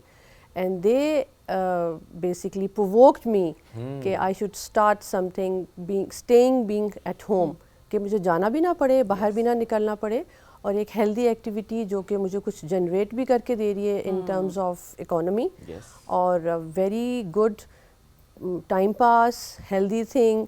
एंड आप ये है कि cooking is such a thing कि आप इसमें डेली लर्न करते हैं। आप हर वक्त उसमें सीख रहे होते हैं। वही चीज़ मैं एक दिन बनाती हूँ तो मुझे उसमें फ्लॉज नज़र आते हैं, फिर अगले दिन मैं उसको उससे बेहतर करने की कोशिश करती हूँ। So this it started. आपके अंदर पेशेंस कितना आता है आपको, आप खुद क्रिटिकल हो रहे होते हैं, सेल्फ एनालिसिस अपना कर रहे होते हैं, तो इट्स अ होल प्रोसेस जो आप कर रहे हो। तो अच्छा, क्या ये डर था कि अच्छा मैंने बिजनेस शुरू किया, शायद चले ना, शायद मेरी इन्वेस्टमेंट है इसके ऊपर, बिकॉज कहीं ना कहीं थोड़े रिसोर्सेज तो इन्वॉल्व होते ही हैं थ्रू आउट, क्या ये चीज़ माइंड में रखी थी आपने? जी बिल्कुल, इसमें मैं ये बताना चाहूँगी और बल्कि सबको गाइड भी करना चाहूँगी कि यकीनन ये खौफ तो आपका सबसे पहला खौफ होता है कि आपने कितना इन्वेस्ट करना है, किस तरह लेके चलना है, कि अगर आगे जाके आप इतना इन्वेस्ट कर लें कि आपको फीडबैक उस तरह से ना आए तो आप लॉस में भी ना जाएं और आपके लिए एक डीमोरलाइज भी ना हुआ। तो उसको मैंने फिर इस तरह से लिया कि I started with very low budget. Just कि आपने डेफिनेटली आपको बजट रखना है कि the grocery you have to buy, कितना बनाना है, कितने कस्टमर्स को आपने इन्वॉल्व करना है। आप एकदम से ओपन मार्केट में नहीं चले जाते, क्योंकि आपने ये देखना है कि आपकी कैपेसिटी कितनी है। बिल्कुल। आपके पास रिसोर्सेज कितने बिल्कुल सही हैं, बात। आप उतनी एडवर्टीजमेंट करें जितना आप उसको हैंडल कर सकते हैं। It is a very very easy thing कि आप एकदम से ओपन मार्केट में चले जाएं, but then how to handle it, वो बहुत फिर मुश्किल हो क्योंकि जाता देखिए है। आप घर में जब कर रहे होते हैं तो आपके पास वही एक लिमिटेड सा किचन की स्पेस है, Exactly, आपने हाँ उसमें जी। घर के मैनेज भी करना है और आपने इसको भी देखना है। Then you have that fridge जिसमें आप एक लिमिट तक की चीजें रख सकते बिल्कुल ऐसा ही हैं। है। ये नहीं हो सकता कि आप कहें जी मैं सुबह उठ के बस राइस बॉईल करके रख दूंगी रात तक चलेंगे। No you can't do that because आपको सारा फ्रेश काम करना पड़ेगा। और आपको पूरी मैनेजमेंट Management करनी और पड़ेगी। जिसको आप खाना भिजवा रहे हैं, स्पेशली होम बेस्ड कुकिंग की मैं ये बात करूंगी कि वो ये होता है कि हम यही देख रहे होते हैं अच्छा होम बेस्ड है तो फ्रेश होगा, आपके माइंड में ये चल रहा होता है कि Yes. पुरानी चीज नहीं फ्रेश है, होगा। और आपको हाइजीन पे तो बहुत ही एतबार होता है ना, क्योंकि घर में हम नॉर्मली घर में देखते हैं कि खाना ऑयल बनता के पर्सपेक्टिव से, बाकी चीजों के पर्सपेक्टिव से हम चीजें बहुत ज्यादा एहतियात से इस्तेमाल भी कर रहे होते हैं। अच्छा जी, इस वक्त ये बहुत टेम्पटिंग लग रहा है क्या और खाना I really चाहेंगे want सबीना to आप? try something. Which dish you want to try? एक मिनट रुको सबीन, ये बताओ ये राइस के मेरा ऊपर ख्याल क्या है? है ना मेरा ये खुद बताएंगे हम क्या आप सबसे लोग पहले दोनों try चीज़ें ट्राई करें और थोड़ा हम सा ये ये सुनना है चाह रहे थे कि वैसे। बिल्कुल नहीं आप दोनों ट्राई करें। नूडल्स तो आप वैसे ही अकेले try भी कर ले लें। सकते हैं, मतलब it can be a single thing, लेकिन वो दोनों एक दूसरे को कॉम्प्लीमेंट करेंगे, राइस एंड ओके चलिए शुएब, आप मैं ना करता हूँ मैं सर, बात लेकिन सबीन करती ये हूँ बताओ कि राइस के ऊपर क्या रखा हुआ है? राइस के ऊपर क्या रखा है? अभी नाज़रीन पता चल जाए सरीन कितना किचन में जाती है। कुछ राइस वो जो के खड़े मसाले होते हैं उनमें से कोई ओके चीज नॉट है। खड़ा मसाला ना, चलें just tell आधी me। बात तो ठीक हो गई, खड़े मसालों वन में ऑफ द होता है खड़ा ना? क्या हो रहा है मसाला। बताओ ना। ये क्या होता है? नाज़रीन ये देख लें, I don't zoom it but बताओ क्या है ये? ये है, मैं बताती हूँ, मुझे इसका पता है। थोड़ी सी ओके चीटिंग कर लूं मैं? नहीं नहीं नहीं नहीं नहीं नो चीटिंग, नो ये चीटिंग। फूल है। फूल, ओह वाओ, आधी बात तो ठीक हो गई, आधी बात ठीक हो गई। किसका फूल है? नहीं, ये इलायची टाइप है जो मोटी ओ इलायची मेरे है। खुदाया सबीन रहने दो, बादियान का फूल है ये। आधा मैंने ठीक बताया कि ठीक है फूल है कोई, लेकिन मुझे भूल गया कि किस चीज का फूल है। हाँ, ये मैं बताना चाहूँगी कि ये वाकई बादियान का फूल है और स्टार एनिस इसको इंग्लिश में कहते हैं। Okay. ये चाइनीज़ कुजीन का एक बहुत ही इम्पोर्टेंट इंग्रेडिएंट है, क्योंकि Wow. आप जब जाएंगे जो एक ऑथेंटिक चाइनीज़ पे आप जाएंगे तो आपको जो बॉइल्ड राइस है स्पेशली उसमें आपको एक अरोमा आ रहा होगा। यस वो इसी का एक होता है। स्पेशल सा अरोमा होता है जो कि ना लौंग का होता है ना किसी चीज़ का होता है। इट इज़ जस्ट दिस, और साथ थोड़ा सा सॉल्ट के साथ आप जब Very बॉईल nice. करते हैं तो ये एक छोटी सी टिप है। अच्छा, अच्छा है ना, अब सॉरी मैं इस ये वक्त- थोड़े जी, जी। स्टिकी राइस लग रहे हैं मुझे। जी it is Sticky they are rice है ना? Suppose to be So sticky. Please ये बताएं स्टिकी राइस कैसे बनते हैं? स्टिकी राइस इस तरह से, एक तो ये कि अगर आपको बहुत ऑथेंटिक चाहिए तो आपको थाई राइस यूज करते हैं उसके लिए। Thai rice, Thai rice variety different है ये, वो है ही थाई राइस, दे आर अच्छा। फ्रॉम जी, क्योंकि वो उनमें ग्लूटेन बहुत ज्यादा होता है। क्योंकि मैंगो स्टिकी राइस बहुत फेमस डिजर्ट है थाईलैंड में, तो मुझे नहीं पता बिल्कुल कि sticky rice डेफिनेटली कैसे वही बनता है। स्टिकी राइस है अच्छा। जिसके साथ वो उसको डिजर्ट की Okay. शक्ल देते हैं। तो उसमें ये होता है कि वो जब आप बॉईल करते हैं ना तो उनके ग्लूटेन चूंकि उनमें ज्यादा है आपने तो जितना दे खाना इस स्टिक वक्त मुझे टुगेदर। दे दिया है प्लेट में इतना खा लोगी आई नो दैट, मुझे लगता नहीं है। आई नो खा लोगी तुम। ओके, हिना साहब आप क्या चले, मैं खाएंगी? try अच्छा करती ये होता है घर में बना के एक स्पेसिफिक डिश आप को लगता है कि बस अब ये नहीं खानी, बिकॉज जो जिन घरों में होम बेस्ड शेफ में हम ये देखते हैं कि अगर आप एक स्पेसिफिक डिश के साथ चल रहे हैं, लेट्स एज्यूम आपने सिंगापुरियन राइस के साथ स्टार्ट किया, तो फिर आप कहते हैं ये नहीं खाना मुझे कुछ और खाना है, तो आपके साथ होता है ऐसे? नॉर्मली इसलिए होता है, अक्सर हो भी जाता है, आप इतने वो उसको सूंघ के और चक के जो है ना, लेकिन मैंने इस तरह से शुरू किया कि मैंने डेली मेन्यू के साथ शुरू किया। Different menu daily? जी daily different menu for the whole working अभी 5 भी डेली, days। अभी डिफरेंट मेन्यू आपका रोज? जी बिल्कुल डिफरेंट अच्छा। मेन्यू में रखती हूँ मैं रोज़, और फिर उसमें ये होता है कि जो मेरे कस्टमर्स हैं मैं उनको सुबह ही अपडेट कर देती हूँ कि ये ठीक है। आज का मेन्यू है, Okay. और फिर मुझे 10-11 बजे तक सब ऑर्डर्स आ जाते हैं। This is really nice. मैं थोड़ा Thank you सा so much. इसका फीडबैक भी देना चाहूँगी। जिन लोगों को थोड़ा सा स्पाइसी पसंद है कि थोड़ा स्पाइसी खाना होना चाहिए, जो कि हम अक्सर चिली ड्राई जब भी ऑर्डर करते हैं, beef chilli dry, fish chilli dry या चिकन चिली ड्राई, तो उसमें बड़ा मज़े का एक आ रहा होता है। मैंने इसका कहा एक ही क्या था, दफा ना black दोनों pepper chicken? निकाल लूं Black जरा। pepper black pepper Black chicken, तो वो ब्लैक पेपर का प्रॉपर इसके अंदर टेस्ट फील हो रहा है। अच्छा ये बड़ा इंपॉर्टेंट Wow. होता है कि आप कोई भी चीज़ अगर बना रहे हैं, कोई ऑर्डर कर रहा है, तो उसको स्पेसिफिक चीज़ की क्रेविंग हो रही है। एग्जैक्टली तो अक्सर हम देख रहे होते हैं चाइनीज में कि सारी चीजें एक ही तरह की लग रही होती हैं जब आप ऑर्डर करते हैं। बिल्कुल हाँ तो वो जो आपकी क्रेविंग है वो किसी तरीके से मतलब आप उससे सेटिस्फाई नहीं हो रहे होते जी हैं। बिल्कुल, मेरी कोशिश यही होती है कि ऑथेंटिक चाइनीज़ इंग्रेडिएंट्स यूज़ किए जाएं। ओके तो इसमें 2-4 हैं चीज़ें जो कि मैं क्योंकि बताना खास है जो कि आप नहीं बताएंगी। नहीं नहीं डेफिनेटली मैं बताऊंगी क्योंकि वो मतलब जो पकाना जानते हैं उनके लिए कतन वो नहीं है। ओके, वो क्या क्या है वो चाइनीज इसमें इंग्रेडिएंट्स कौन कौन से हैं? Is it Chinese salt as well? नहीं वो नहीं, नहीं है ना? Chinese salt is really dangerous, मैं आई वाज अबाउट टू से इसलिए मैंने पूछा भी आपसे। अच्छा। नेवर। यस, वो अच्छा नहीं है सेहत के लिए। जी, सबसे पहले मैं ये बताना चाहूँगी कि मैं इस खाने को बिल्कुल उस तरह बनाती हूँ जिस तरह मैं अपने बच्चों के लिए बनाती हूँ, क्योंकि सारे जो मेरे 90% जो मेरे कस्टमर्स हैं वो सारे बच्चे हैं जो ऑफिसेज में हैं। ओके। और उनको डेफिनेटली वो घरों से दूर हैं, तो उनको वो खाना चाहिए होता है जिसमें उनको अपनी माँ के हाथ का जायका आए। एंड आई मीन इट कि मैं इसमें वही इंग्रेडिएंट्स यूज़ करती हूँ कि जो मैं अपने बच्चों के लिए डेली घर पे बेसिस पे बहुत जब जबरदस्त ऑफिस है। होते हैं तो ऑफिस टू गुड, आपको भी अच्छा इसमें बहुत taste feel जबरदस्त। हो और रहा है। ब्लैक पेपर का इतना मजे का टेस्ट आ रहा है ना, आई Thank you just so love it. मैं वही कह रही हूँ कि कोई भी चीज़ आप ऑर्डर करते हैं आपको क्रेविंग हो रही होती है ना, ब्लैक पेपर है या चिली है तो उसकी प्रॉपर एक टेस्ट होना चाहिए, तो वो प्रॉपर टेस्ट हाँ। इसके अंदर फील हो रहा है। नॉर्मली इसके वही जो नॉर्मल इंग्रेडिएंट्स होते हैं, सोया सॉस है, डार्क सोया सॉस है, स्पेशल इंग्रेडिएंट भी तो है जी, ना, नहीं, वो फिर वही माँ मैं- का हाँ प्यार है जी। जो कि आपने बताया। वाह। खाने का जायका दो ही- तीन चीज़ें हैं जो इसमें मैं डालती हूँ।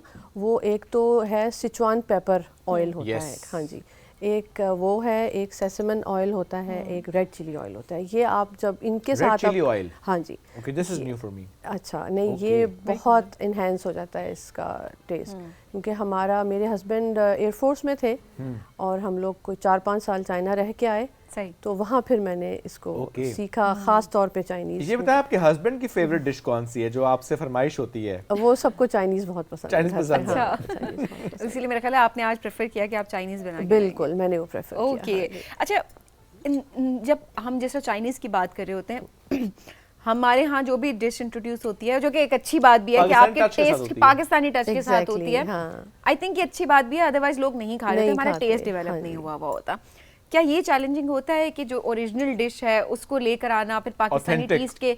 टेस्ट के हिसाब से उसको मोल्ड करना बिल्कुल। ताकि लोगों को पसंद भी आ जाए, बिल्कुल। ये is it challenging for a it is क्योंकि मुझे ये देखना है कि मैं किन लोगों को भेज रही हूँ, और डेफिनेटली मैं उनसे पूछती भी हूँ फिर कि आज का आपको कैसा लगा और इसमें आप क्या समझते हैं कि क्या बेहतरी आ सकती है। कुछ ऐसे कस्टमर्स होते हैं जो कहते हैं आपने ना इसमें ये चीज ज्यादा डाल दी थी और ये चीज नहीं डाली थी, आपको ये करना चाहिए था। बिल्कुल कहते हैं, बिल्कुल कहते हैं, और मैं उनसे पूछती हूँ, मैं चाहती हूँ मुझे बताएं।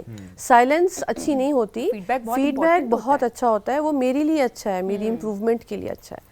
तो अभी जो मैं इस वक्त भी बना के लाई हूँ, इसको मैं और सॉलिड कर सकती थी अपने घर के लिए, बिकॉज वो बच्चे और हम सब ट्यून्ड हैं जो ओरिजिनल चाइनीज टेस्ट है उसके लिए। बिकॉज़ जो- आप लोग तो रह के आए हैं हाँ ना, जी, तो आप लोगों के जी, टेस्ट डेवलप बिल्कुल, हुआ है। बिल्कुल। आप आपको पता भी है। तो घर में मेरा ख्याल है जो आप बनाते होंगे वो तो प्रॉपर ओरिजिनल जो मैं चाइनीज है वो कोशिश यही बनता करती होगा। हूँ। लेकिन जो आप बनाती हैं किसी के लिए हाँ वो उसमें आप ट्राई करते हैं कि स्पेसिफिक एक टेस्ट डेवलप करके उसको मेंटेन रखें, बिकॉज होता है ना कि हम घर में भी जब फॉर एग्जांपल हम 6 दफा बिरयानी बनाएंगे 6 दफा डिफरेंट टेस्ट आएगा बिल्कुल थोड़ा ऐसे ही बहुत, है, बिल्कुल लेकिन जब आप किसी के लिए बना रहे हैं जैसे एज अ होम शेफ तो आपकी कोशिश होती है कि नहीं स्पेसिफिक उतनी ही क्वांटिटी वही स्पेसिफिक इंग्रेडिएंट ताकि सेम टेस्ट है, बिकॉज जिसने ऑर्डर किया से पसंद है वो तभी ऑर्डर करेगा दोबारा तो उसे सेम टेस्ट मिलेगा, बिल्कुल रिटेन रहेगा taste, रिटेन रहेगा, बिल्कुल कस्टमर रिटेन तो तभी मैं रहेगा। थोड़ा सा फ्यूजन करती हूँ, वो ज़रूर डालती हूँ चीज़ें जिससे उनको मार्केट से एक अलग टेस्ट आए, ओके, तभी वो ठहरेंगे मेरे ऐसे साथ। ही है। अदरवाइज वही चीज़ें अगर वही टेस्ट जो बाहर मिल रहा है वो मिलेगा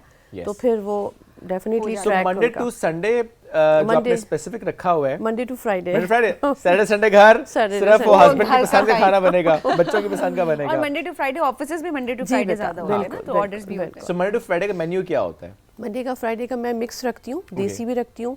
फ्राइडे इज़ बिरयानी, हमारा पाकिस्तान का नेशनल फूड। हाँ जी, नेशनल है जी, फ्राइडे को बिरयानी। फ्राइडे बिरयानी, बिरयानी है, साथ में सादा दाल चावल कबाब चटनी वो भी रखती हूँ, और एक दिन चाइनीज़ का होता है, एक दिन पास्ताज होते हैं, ताकि हर चीज़ सबको मिलती रहे इस तरह से। जबरदस्त। जिसकी अच्छा। जो चॉइस है उस Exactly, हिसाब से। अच्छा, मैं ये थोड़ा मार्केटिंग के पर्सपेक्टिव से भी बात करना चाह रही थी कि होम बेस्ड बिजनेसेस बहुत सारी खवातीन स्टार्ट करना चाहती हैं, काम करना भी चाहिए उस हिसाब से। मैं तो कहती हूँ कि क्योंकि आपका टैलेंट है तो उस टैलेंट से आप अर्न भी करें ना, जिस तरह मर्जी है।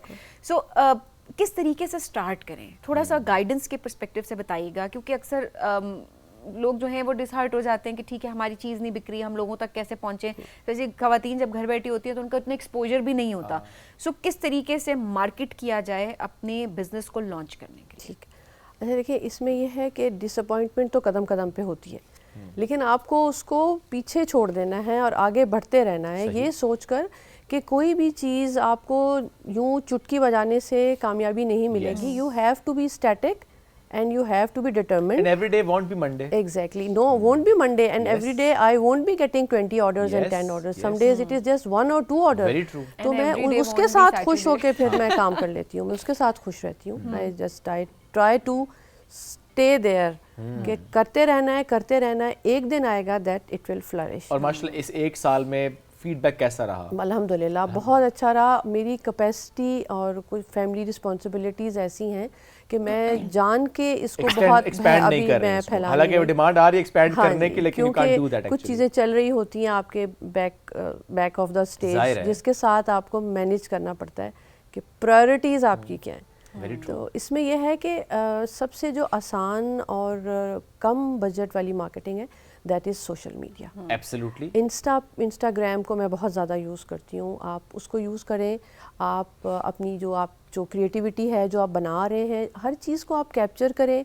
उसको आप टाइमली पोस्ट्स डालें, रील्स डालें, आप उनको बूस्ट्स पे लगाएं. उसके लिए आपको बहुत थोड़ा बजट चाहिए. एब्सोल्युटली. और I think in your case जो आप इस्लामाबाद में कर रही हैं, तो यहाँ पे जो हम इंस्टाग्राम पे ज़्यादा लोग ऑर्डर कर भी रहे होते हैं, उसके थ्रू ज़्यादा आ रहे होते हैं.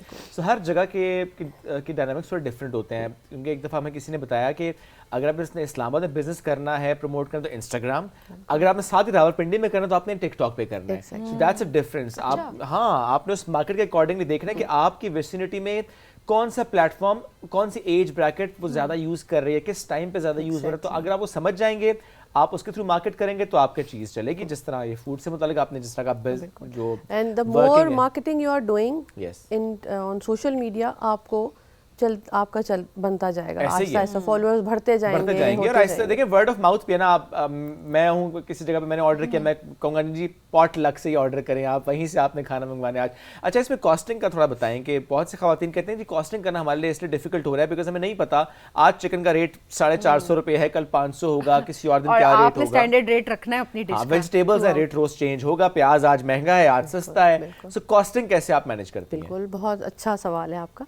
उसमें ये होता है कि अब जैसे आपको याद होगा कुछ दिन पहले टमाटर जो थे वो they were the kings of the food. तो तब मैंने वो चीज़ छोड़ दी जिसमें वो ज़्यादा डलते थे. फॉर दैट होल वीक मैंने, जैसे चिकन कढ़ाई बहुत अच्छी जाती है, it is everybody loves it, तो वो फिर मैंने उसको एक वीक के लिए छोड़ दिया था. बिकॉज अगर मैं महंगा लाऊंगी, मैं बनाऊंगी, तो then I have to sell it accordingly. और आपका कस्टमर ये नहीं समझता कि आपके साथ क्या चल रहा है.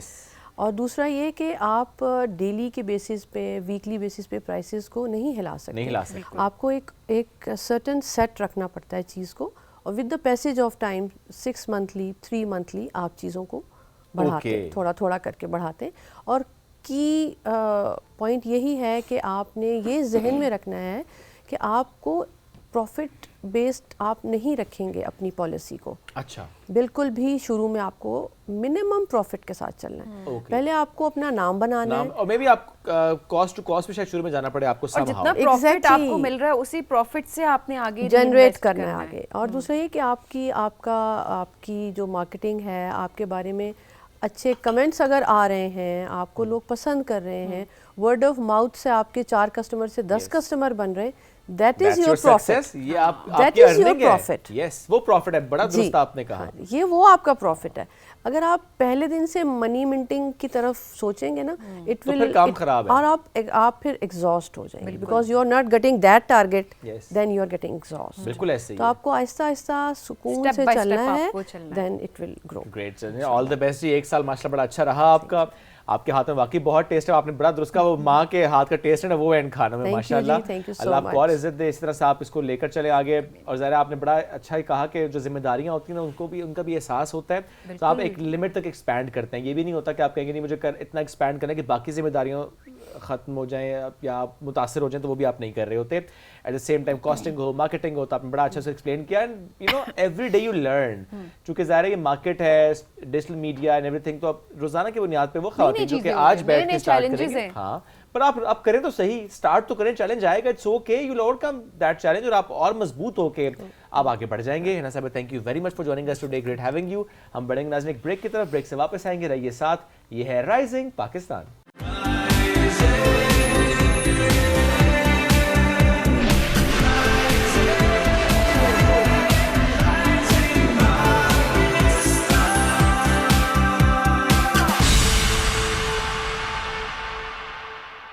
Welcome back. राइजिंग पाकिस्तान में एक बार फिर कहते हैं खुश आमदीद। अक्सर हम ड्रामों से मुतालिक जब बात कर रहे होते हैं, उसकी कहानी से मुतालिक बात कर रहे होते हैं, सो कुछ ड्रामे ऐसे होते हैं जिससे मुतालिक हम ये कहते हैं कि बहुत ही डिफरेंट मौजू पे ड्रामा लिखा गया है और ज़बरदस्त वो ड्रामा है, उसकी बड़ी पजीराई हो रही होती है।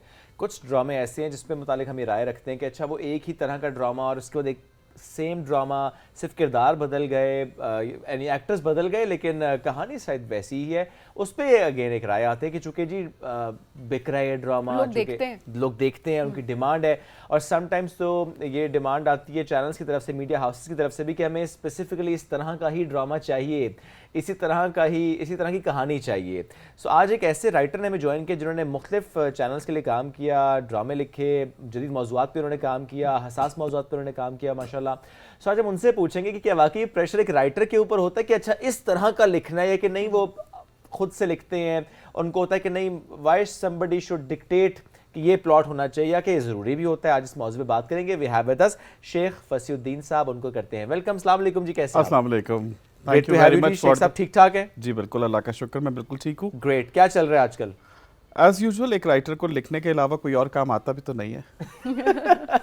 आज किस तरह की कहानी पे इस वक्त काम? Most of the time I am a women oriented writer, and the best thing is कि कुछ डिफरेंट सोचने की कोशिश करता हूँ जो रिलेट करे सोसाइटी के साथ, क्योंकि जब तक हम सोसाइटी से रिलेट नहीं करेंगे, हमारी चीज़, हमारा प्रोडक्ट वो मासेस तक जो है ना, वो अपना मीनिंग नहीं छोड़ के जाएगा। एक यादगार चीज़ें तभी डेवलप होती हैं जब आप रिलेट कर सकें किसी के साथ, और मेरी कोशिश यही होती है। सो वुमेन ओरिएंटेड ड्रामा से क्या मुराद है? Women centred. थोड़ा सा एक्सप्लेन करें, कोई एक कहानी जो आपने लिखी है जो आपको लगता है कि वो डिफरेंट थी। मेरे टॉपिक्स हमेशा डिफरेंट रहे। ओके। क्योंकि मेरा पहला टॉपिक था एक ऐसी लड़की शादी होके जो अपर क्लास से मिडिल क्लास में आई है, और उसको पता ही नहीं था उसका एनवायरनमेंट क्या है, और उसको उस फैमिली के अंदर ब्लेंड होना था, और ये बहुत मुश्किल काम होता है एक लड़की के लिए। बट जब वो अंडरस्टैंड करना शुरू करती है, तो जो चीज़ें बुरी लग रही होती हैं वो खुद ब खुद आपके अंदर सरायत करना शुरू करती हैं, और फिर आप जो है खुद ब खुद उस माहौल का हिस्सा बन जाते हैं। क्योंकि एक बहुत इंपॉर्टेंट चीज़ है कि एक लड़की जब ट्रैवल करके आती है ना अपने घर से ससुराल, वो उसका घर है, तो घर को बसाना उसी वक्त होता है जब आप उसको अपनाते हैं। तो जब आप किसी चीज़ को अपनाएंगे तो उसकी खूबी और खामियों के साथ अपनाएंगे, और जब ये दोनों चीज़ें हो जाती हैं तो घर बन जाता है। ये जर्नी थी उस औरत की। ओके। अच्छा, क्या माशरे में क्या एक पॉजिटिव चेंज ऐसी स्टोरीज लेकर आती है? मैं इस कॉन्टेक्स्ट में सवाल कर रही हूँ क्योंकि लोग यही कहते हैं कि वुमेन सेंटर्ड ड्रामाज होते हैं, सिर्फ ये वही सास बहू, वही घरेलू मामलात सारे, वही सब कुछ दिखाया जा रहा होता है, और कहते हैं कि माशरे पे इसका कोई पॉजिटिव इम्पैक्ट नहीं आता। स्टिल अभी हम बात करें तो बड़े ज़बरदस्त मौज़ूआत पे बात होना, हसास मौज़ूआत पे ड्रामाज बनना शुरू हो चुके हैं, and we really appreciate that कि कम अज़ कम बात हो रही है इन इश्यूज़ पे। और वहीं पर पैरेलल जब इस तरह के ड्रामास चल रहे होते हैं जो कि बस घरेलू एक ही ड्राइंग रूम के अंदर बन रहे हैं, वही डायलॉग्स हो रहे हैं, वही बात हो रही है, इसका क्या इम्पैक्ट होता है? अच्छा, सबसे इंपॉर्टेंट चीज़ जो मैं डिस्कस करना चाहूँगा, dimension, your thought, your thinking dimensions. जब आप उसको देखें, लव स्टोरीज एक ही होती हैं कि एक मर्द ने दूसरी औरत को पसंद किया और उन दोनों के दरमियान मोहब्बत जनरेट हो गई। अब उसकी डायमेंशंस आप लोग क्या सोचते हैं? सोचने की डायमेंशंस, देखने की डायमेंशंस, फिर एग्जीक्यूशन डायमेंशन। तो ये आपका जो प्लॉट होता है ना, ये आपको यूनिक बनाता है। सास बहू एक यूनिवर्सल ट्रुथ है, दो औरतें एक घर में रहेंगी और वो उस मर्द को शेयर करेंगी, एक से वो पैदा है और एक से बच्चे पैदा करेगा। ये बहुत इंपॉर्टेंट चीज़ होती है। तो ये एक ऐसी स्टोरी है जो कि हर घर से रिलेट होती है, चाहे वो लोअर मिडिल क्लास हो, चाहे वो मिडिल क्लास हो, चाहे अपर क्लास हो, चाहे लीड क्लास हो। शादियां सब जगह होंगी, सब जगह बहू शादियों के ससुराल आएगी, और उस किचन को सास के साथ उसको शेयर भी करना है। तो कहानियां वहीं से जनरेट होती हैं। नहीं, बहू तो शेयर करना ही नहीं चाहती किचन, बहू तो किचन में जाना ही नहीं चाहती। हाँ, ये देखिए बात ठीक है। चाहने में और मैंने एक दफा मुझे किसी ने कहा था कि उसको एक्टर बनना है, तो मैंने कहा किसी चीज की चाह करना और उसके काबिल होने में फर्क होता है। तो चाहत तो किसी भी चीज की जा सकती है, उसको मुकम्मल होना एक अलग चीज है अब ना। सुबह उठने का दिल नहीं करता, बहुत सारे लोगों की चाहत होती है कि वो सोए रहे, लेकिन उनको काम के लिए उठना पड़ता है, आना लेकिन पड़ता सास है। बेटी को नहीं उठाएगी, बहू को उठाएगी। ये वाला पॉइंट बिल्कुल ठीक है। अच्छा, ये अब डायनेमिक्स चेंज होती जा रही हो है, रही है चेंज हो रही है। अब वो वाली सासें नहीं रही जो कि ये बात दुरुस्त है। जो बहुओं से कहती थी कि तुमने सुबह 5 बजे उठना है, उसके बाद नाश्ता बनाना है, ये करना है, ये करना है। अब क्या होता है, अब क्लॉकवाइज बहू खुद उठती है, ओह मेरे जिम का टाइम हो गया है, ठीक है, इट्स गुड, उसकी रूटीन है। यस, तो जाएगी सास ना को साथ लेकर जाए ना, सास के लिए भी रूटीन सास- बनाए ना। जरूर चले, मैं तो कहती हाँ हूँ जी, कि एक और हेल्दी फिर- एक्टिविटीज होनी चाहिए। क्योंकि एजुकेशन, देखें सेल्फ ग्रूमिंग बहुत ज़रूरी है। अगर वो अपना ख्याल रखती है तो वो एक सेहतमंद औरत ही एक बेहतर माशरे को तश्कील देगी। मैं इसको बुरा नहीं कह रहा, चेंजेस कहीं से भी शुरू हो वो बेहतर होती हैं, ठीक है। एटलीस्ट उन फजूलियात से तो हम बाहर निकल गए ना, जहाँ पर एक खाली दिमाग शैतान का घर हुआ करता था कि जी खाना बना के रख दिया, अब क्या करें, सिर्फ लड़ें। ऑफ कोर्स नहीं सिर्फ फिर पूछे बाबर कब आप घर आएंगे, फिर घंटे बाद फिर कॉल आ जाए, फिर आधे घंटे बाद फिर कॉल आ जाए, और मैसेज में ये भी लाना, ये भी लाना, ये भी लाना, ये भी लाना। आपने 36 चीजें लड़ी, 37वीं चीज आपकी रह गई, उस पर लड़ाई होनी है अब। अच्छा, वन ऑफ माय फ्रेंड, उसकी जो मैरिड लाइफ थी वो ऐसी थी कि उसकी जो मिसेस है वो खुद जो है वो गिफ्ट ऑर्डर करती थी ऑनलाइन, खुद उसको रैप करवाती थी, सब कुछ खुद करने के बाद जब कोरियर आता था तो उसको रिसीव भी खुद करती थी, और वो हस्बैंड से कहती थी आप जाके ले लें, वहाँ फला चीज़ रखिए, और जब वो ला कर देते तो कहते thank God what a surprise. तो ये फैंटेसीज भी आजकल डेवलप हुई है। ये तो सोशल मीडिया की वजह से ज्यादा हुई है ना। अच्छा, ये फैंटेसीज का सबसे बड़ा जो ड्रॉबैक आया है ना, वो ये आया है कि हम लोग रिश्तों को भूलते चले गए जा रहे हैं। फैंटेसाइज इतना ज़्यादा हम लोग करना शुरू कर दिया है। अच्छा, ये मीडिया आप लोग ड्रामा में दिखाते हैं कि अगर आप बहुत ज़्यादा फैंटेसाइज कर रहे हो किसी चीज़ को तो उसका एंड क्या होगा, बट लोग इनिशियल तो देख लेते हैं, मिड पार्ट भी देख लेते हैं, एंड में पता नहीं शायद लाइट चली जाती है उनके घर की या क्या होता है कि उसका नतीजा तो देख लो। आपके हस्बैंड के पास जिससे आपकी शादी होने जा रही है, तो फॉर गॉड सेक वो 10 लाख का जोड़ा तुम्हारी जिंदगी नहीं बनाएगा जो शादी वाले दिन तुमने पहनना ही पहनना है। सही बात है। आपके कंपेनियन आपके साथ कितना पॉजिटिव है, कितना वो आपके साथ चीज़ों को डाइजेस्ट कर सकता है, कितना वो आपके साथ एक बेहतर हेल्दी लाइफ गुजार सकता है, this is very important. Yes. और जब तक आप उन तमाम चीज़ों को ओवरकम नहीं करेंगे ना कि ये भी चाहिए, ये भी चाहिए, ये भी चाहिए, क्योंकि ख्वाहिशात हमेशा ड्रॉबैक की तरफ लेकर जाती हैं। सही बात है। और ये एक ऐसा नेवर एंड है, क्योंकि डिजायर्स नेवर एंड। ये तो उसमें कोई दूसरी राय नहीं है जी, वो एक चीज आप लेंगे, फिर उससे बेहतर चीज लेंगे, फिर एक और चीज लेंगे, so it's a never ending I process. Think it's fine. मुझे ये चीज़ वैसे ठीक लगती है। उसकी वजह ये है कि आपको ज़िंदगी का अगला मकसद मिल जाता है, बजाय इसके कि आप उस चीज़ में कंफर्टेबल हो जाएं। ये होता है कि ठीक है आपने एक चीज़ अचीव की, फिर आपने अपना एक गोल सेट किया, Productive फिर आपने होना। एक गोल सेट किया, आप प्रोडक्टिव रहते हैं। डिजायर productive हो। प्रोडक्टिव। अब दे- डिजायर्स में हाँ। ये तो ना हो कि मेरे पास इस डिजाइनर का भी जोड़ा है, उसका भी होना चाहिए, अब उसका भी हो। उसका भी होना चाहिए, फिर जो है मुझे इसी जो है इंटीरियर डिजाइनर से अपना घर डिजाइन करवाना है। अपने हस्बैंड की पॉकेट तो देख हाँ, लो। ये बात बिल्कुल ठीक है कि ये वाले realistic डिजायर्स की बात approach कर रहा हूँ। होनी चाहिए। प्रोडक्टिव डिजायर्स डेफिनेटली क्योंकि देखें, अगर आपके पास पैसा है तो ये तो हमारा दीन भी कहता है वो नजर भी आना चाहिए कि आपके पास पैसा है, आप बिल्कुल अपने आना ऊपर चाहिए। लगाएंगे। In a good way, yes. In a good way, of course। एक इसराफ भी ना करें। यहाँ पर एक और मैं बात कहना चाहूँगा कि मैं एक ट्रैवल कर रहा था तो मेरे साथ मेरा फ्रेंड भी था, तो मैं वहाँ पर ड्यूटी फ्री से कुछ परचेज कर रहा था अपनी नीज़ वगैरह के लिए, और मैंने उससे कहा कि अच्छा है ले लो, तो कहने लगा मैं बुक्स क्यों ना लेकर दूँ, कुछ सीखेंगी। सही बात है। बिकॉज बुक्स एक ऐसा गिफ्ट होता है जो कि आपको सिर्फ और सिर्फ जब आप खोलोगे तब वो आपको वो सब कुछ देगा जो उसके लेकिन पास पढ़ने है। वाला भी तो हो ना, वरना वो सिर्फ किताब रखेगा सजावट के लिए। नहीं, ये अब हैबिट्स होना चाहिए जो खत्म वो होती आपने जा रही है। पूरा माहौल Because- बनाना yes. ना, आप खुद पढ़ेंगे, आपके आसपास एक माहौल डेवलप होगा, सब पढ़ेंगे। अच्छा फसी साहब, आजकल जो मौजूद जिस पे हम अक्सर बात करते हैं कि पहले नहीं उस पर ड्रामे बनते थे, अब बन रहे, जैसे रेप पे देखें, जिस तरह से आजकल एक ड्रामा चल भी रहा है, पहले इस तरह से इतनी ओपन डिस्कशन और इतनी अवेयरनेस के पर्सपेक्टिव से हमने ड्रामे नहीं देखे।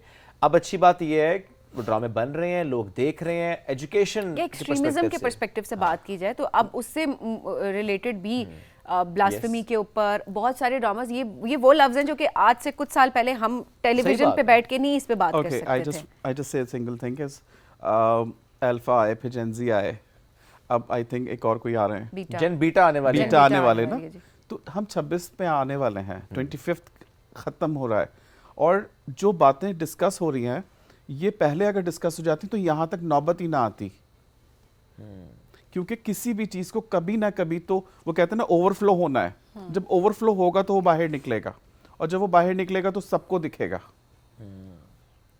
तो अब नौबत यहाँ तक आ गई है। तो क्यों नहीं बनाए पहले ड्रामे आपने ऐसे फिर? मैं उस वक्त पैदा नहीं हुआ था। सर 18 साल तो हो गए ना अच्छा, ड्रामे ये बनाते हुए। अच्छा, एक और सबसे मेन चीज़ ये कि सेंसर पॉलिसीज उस वक्त नहीं हमें अलाउ करती थी। ठीक है। इनफैक्ट कि हम वो वर्ड्स भी यूज़ नहीं कर सकते थे जो अब बहुत इजीली यूज़ कर रहे हैं। ठीक है, हमें बहुत बाउंड्री के अंदर लिखना होता है, जो कि ना तो प्रोड्यूसर के लिए प्रॉब्लम क्रिएट करे, ना सोसाइटी के लिए, और ना ही, क्योंकि अब इंटरनेशनल प्लेटफॉर्म है, इंटरनेशनली हम क्यों अपने कंट्री को बुरा दिखाएं या ड्रॉबैक्स दिखाएं। आपका कहने का मतलब ये है कि वो चाहे फिर अभी जो ड्रामा चल रहा है वो, चाहे इससे पहले जो उडारी ड्रामा था जो चाइल्ड अब्यूज से मुतालिक हमने देखा था, क्या आपको लगता है कि ये ड्रामे या ऐसी कहानियां दिखाने से आपके मुल्क का इमेज खराब होता है? नहीं, मेरा घर खराब हो जाए, नहीं। मेरे बच्चे मुतासर हो जाए, मेरा इमेज ना खराब हो जाए? नहीं नहीं नहीं, मैं ये बात नहीं कह रहा। मैं ये बात कह रहा हूँ कि इंटरनेशनल प्लेटफॉर्म पे हमारे जो ड्रामे हैं वो पसंद किए जाते हैं, बट कंपैरेटिवली अगर हम दूसरे कंट्रीज के ड्रामे देखें तो वहाँ बहुत सारी डर्टनेस है। नहीं, मैं कंपेयर तो कर ही नहीं रहा, और मैं ये भी नहीं कह रहा मगर- हम उस रेस में पड़ जाएं। नहीं, हम उस रेस में है भी नहीं। हम ड्रामा इंडस्ट्री में हम बहुत आगे हैं, बहुत सौ से अल्हम्दुलिल्लाह। और उडारी जो बना था, तो उडारी भी उस वक्त बहुत सेंसिटिव टॉपिक पे बना था, and you know never know कि उस वक्त भी कितने प्रॉब्लम्स हुए थे उसको बनने में, उसको नेट करने बिल्कुल में। हुए होंगे, क्योंकि उस तरह का ड्रामा नहीं बना था पहले। मैंने लिखा था कैसी है जिंदगानी, that was very sensitive topic. Okay. और I can't reveal that the topic name, अभी भी मैं रिवील नहीं कर सकता उसको। वो लिखा था लेकिन बना नहीं था। बन गया था वो, मगर जो उस वक्त हालात हुए थे वो मैं जिंदगी भर कंट्रोवर्सीज नहीं। क्रिएट हो जाती है बहुत सारी obviously, controversies लेकिन create अच्छी होती हैं, बात यह है yes. कि अब जो है वो एक्सेप्टेंस इस हवाले से आना शुरू हो गई है कि आप बात कर सकते हैं, डिफरेंट स्टोरीज सामने आ रही हैं, और लोगों को भी देखते हुए अब अच्छा नहीं लग कर रहा सकते ना होता है सरीन, कि बात different- देखो अभी उन्होंने बात की, उन्होंने कहा मैं उस पर बात नहीं कर सकता, दैट मींस हम अभी भी बात नहीं कर सकते बहुत से मौजूद। अच्छा, पता है क्या, लेकिन हमारे change है ना। हम लोग ओपन फोरम में बात नहीं कर सकते। मीन्स के जैसे अभी मैं यहाँ बैठा हूँ, तो अगर उसको मैं यूज़ करता हूँ उन वर्ड्स का, मे बी सेंसर हो जाए। ठीक है, तो कोशिश यही करनी चाहिए कि नॉर्मली तो हम लोग डिस्कस कर सकते हैं, बट अभी भी डाइजेस्टिव नहीं है बहुत सी चीज़ें, बहुत बेहतरी की जरूरत है। बहुत बेहतर एजुकेशन की ज़रूरत है।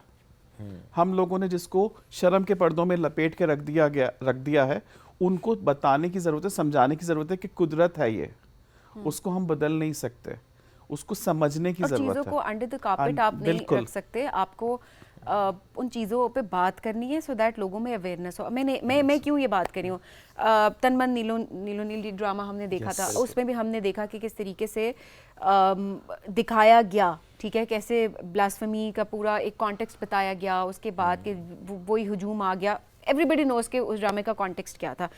मैंने उस पर सोशल मीडिया पे जो रिएक्शंस देखे वो सारे पॉजिटिव थे, इसका मतलब देयर इज़ अ चेंज। मैंने उसके खिलाफ कोई कैंपेन नहीं देखी, मैंने उसके खिलाफ कोई, कुछ होंगे पोस्ट यकीनन, बिकॉज ऑब्वियसली आप, लेकिन वो आटे में नमक के बराबर जिनको अहमियत नहीं दी गई, बहुत सारी वो चीज़ थी जो कि एक पॉजिटिव फीडबैक आया।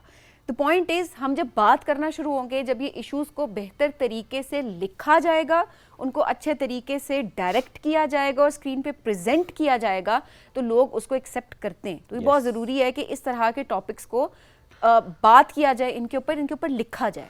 अच्छा, एक और चीज़, जब हम किसी भी सोशल कॉज को लेकर आते हैं, because this is a social drama, ठीक है, हम बहुत से बाउंड्रीज के अंदर कर रहे होते हैं उसको, क्योंकि वो चीज़ आप दिखा ही नहीं सकते जो एग्जैक्टली वो ट्रोमा, वो तमाम सिनेरियोज और वो तमाम वो कहते हैं ना कि पूरी एक ट्रेल चलती है। आप लोगों तक जो पहुंचता है, जो हम लिखते हैं, वो उसमें भी कितना कुछ सेंसर हो चुका होता है। सही बात है कि वो इतना, क्योंकि this is a dark reality, this is a bitter truth, nobody can understand, nobody nobody wants to know about कि हाँ जी ऐसा कुछ होता है, क्योंकि हम लोग बड़े आसानी से कहते हैं नहीं ऐसा तो है ही नहीं, हाउ इट्स पॉसिबल। लेकिन चूंकि वो हो रहा है तभी वो ड्रामे का हिस्सा बन रहा है, क्योंकि कहीं ना कहीं से तो ख्याल आया ना, उसको कहीं ना कहीं से तो आपने कंसीव किया होता है आइडिया। अच्छा फैसल साहब, इसमें एक्टर्स का कितना इंपॉर्टेंट रोल होता है? बिकॉज मैं देख रहा था अभी जो ड्रामा चल रहा है उस पर फैसल कुरैशी ने कहा, मैं उनका इंटरव्यू देख रहा था कि उन्होंने कहा कि नहीं, चूंकि इस कैरेक्टर की डिमांड है एक नेगेटिव कैरेक्टर, तो मुझे नहीं चाहिए कि एंड पे मेरा एक अच्छा इमेज जाए, इट्स ओके मैं एक नेगेटिव के साथ जाऊंगा बिकॉज इस कैरेक्टर की डिमांड है। इसी तरह से गौहर रशीद उन्होंने भी कहा कि चूंकि एक डिमांड है कैरेक्टर की, तो पहले वो नहीं माने फिर वो मान गए। Ahsan Khan, it was very tough for him to do that character, लेकिन उन्होंने किया। तो बहुत से कैरेक्टर्स जो कि हमारे बड़े इंपॉर्टेंट एक्टर्स हैं वो कहते हैं कि नहीं हमें ये करना है, चैलेंजिंग है, उसकी वजह से बैशिंग भी होगी, बिकॉज हमारे यहाँ आवाम ऐसे कैरेक्टर्स को जाके सुना भी देते हैं कि आपने क्या कर दिया, ये कि वो कैरेक्टर होता है, कैरेक्टर होता है वो, लेकिन वो फिर भी करते हैं। So what do you think actors का भी अलाइन होना स्क्रिप्ट के साथ कि वो ये ना कहें कि नहीं इसको चेंज कर दें, हमारा अच्छा इमेज एंड पे आ जाए, ये कितना जरूरी है? एक्टर को एक्टर होना चाहिए। Very true. और एक्टर एक ऐसे लिक्विड फॉर्म की तरह होता है कि जिसको जिस भी कंटेनर में आप डालें वो उसमें फॉर्म हो जाए, और जो ये करते हैं वो एक्टर तो नहीं है। And I am sorry to say that, I face that the things, the scenarios so many times. तो मैंने एक्टर चेंज किया है। ओके। क्योंकि जो मैं दिखाना चाहता हूँ वो आप नहीं कर सकते, तो मुझे आपकी ज़रूरत नहीं है ना। एक राइटर एक्टर चेंज कर सकता है? ऑफ कोर्स, अच्छा। इतने राइट्स होते हैं उसके कि पास। आपने राइटर्स नहीं कुछ देखे जो नहीं, कहते हैं वो- जो मैं एक्टर कहूंगा वही काम करेगा? वो तो ये कहते हैं ना सभी क्योंकि कि हम मुझे- वो सोच के लिखते हैं उस नहीं, मैंने कभी सोच के नहीं लिखा। मैंने कभी सोच के नहीं लिखा, मैंने कभी भी किसी को अज्यूम करके नहीं लिखा। बट जो कैरेक्टर बना उस कैरेक्टर को मैं कहता हूँ ठीक है, ओपनली आप जो हैं वो किसी को भी दे दें। ओके। मैं कभी भी कास्टिंग के बीच में नहीं आता। बट अगर मुझे ये आवाज़ आए कि एक्टर कह रहा था कि ये मैं नहीं कर सकता, तो मैं कहता हूँ ठीक है, कोई और देख लो। ठीक है।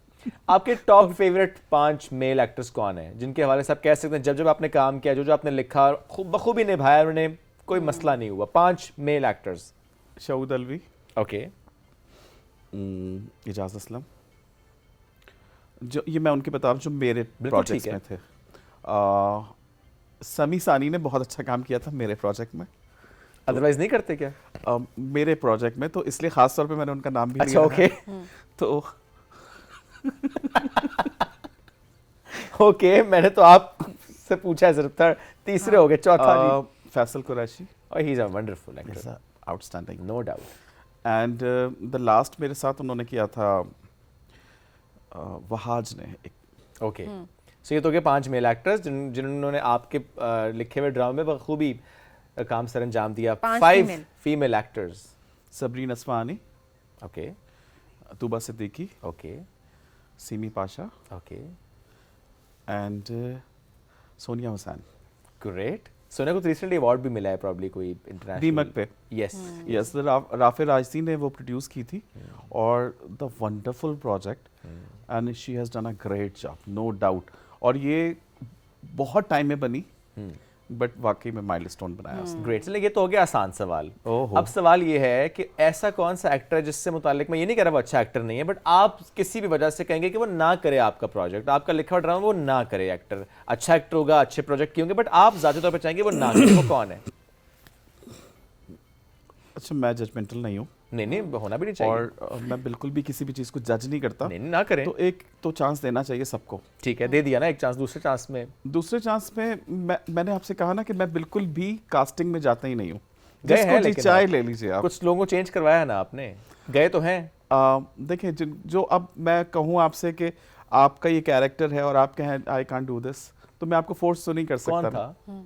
नहीं, यूजुअली कह रहा हूँ मैं, एक एग्जांपल दे रहा नहीं, हूँ। आपके साथ हुआ कभी ऐसा? हुआ है ना, बता दिया था उन्होंने पहले हुआ है, अब नाम लेना मैं वही पड़ेगा। कह रही हूँ कि अगर हुआ है तो नाम अगर ले लें तो उसमें क्या बुराई है? बहुत पुरानी बात है, जहन में भी नहीं फिर आ तो रहा। नाम ले ही लें। जहन पुरानी में- बात है, फिर तो नाम अच्छा, ले ही पुरानी, लें। ये ऐसी बात है जितनी भी पुरानी हो जाए ना, जहन में रहता है। डायनासोर के जमाने की भी हो ना, तो वो नहीं जहन नहीं, में खैर तो रहती डायनासोर के ज़माने की नहीं है ये, जो है आई थिंक जिन्नात के ज़माने की है, तो इसलिए अच्छा। जहन से निकल गई। ओके, कौन सही। था? जहन में ही नहीं है। चलो, मेल एक्टर याद नहीं रहा ना due to some reason, female actor तो याद नहीं रहेगी। नहीं, फीमेल्स ने अभी तक कुछ नहीं कहा ऐसा। उन्होंने काम कर लिया है।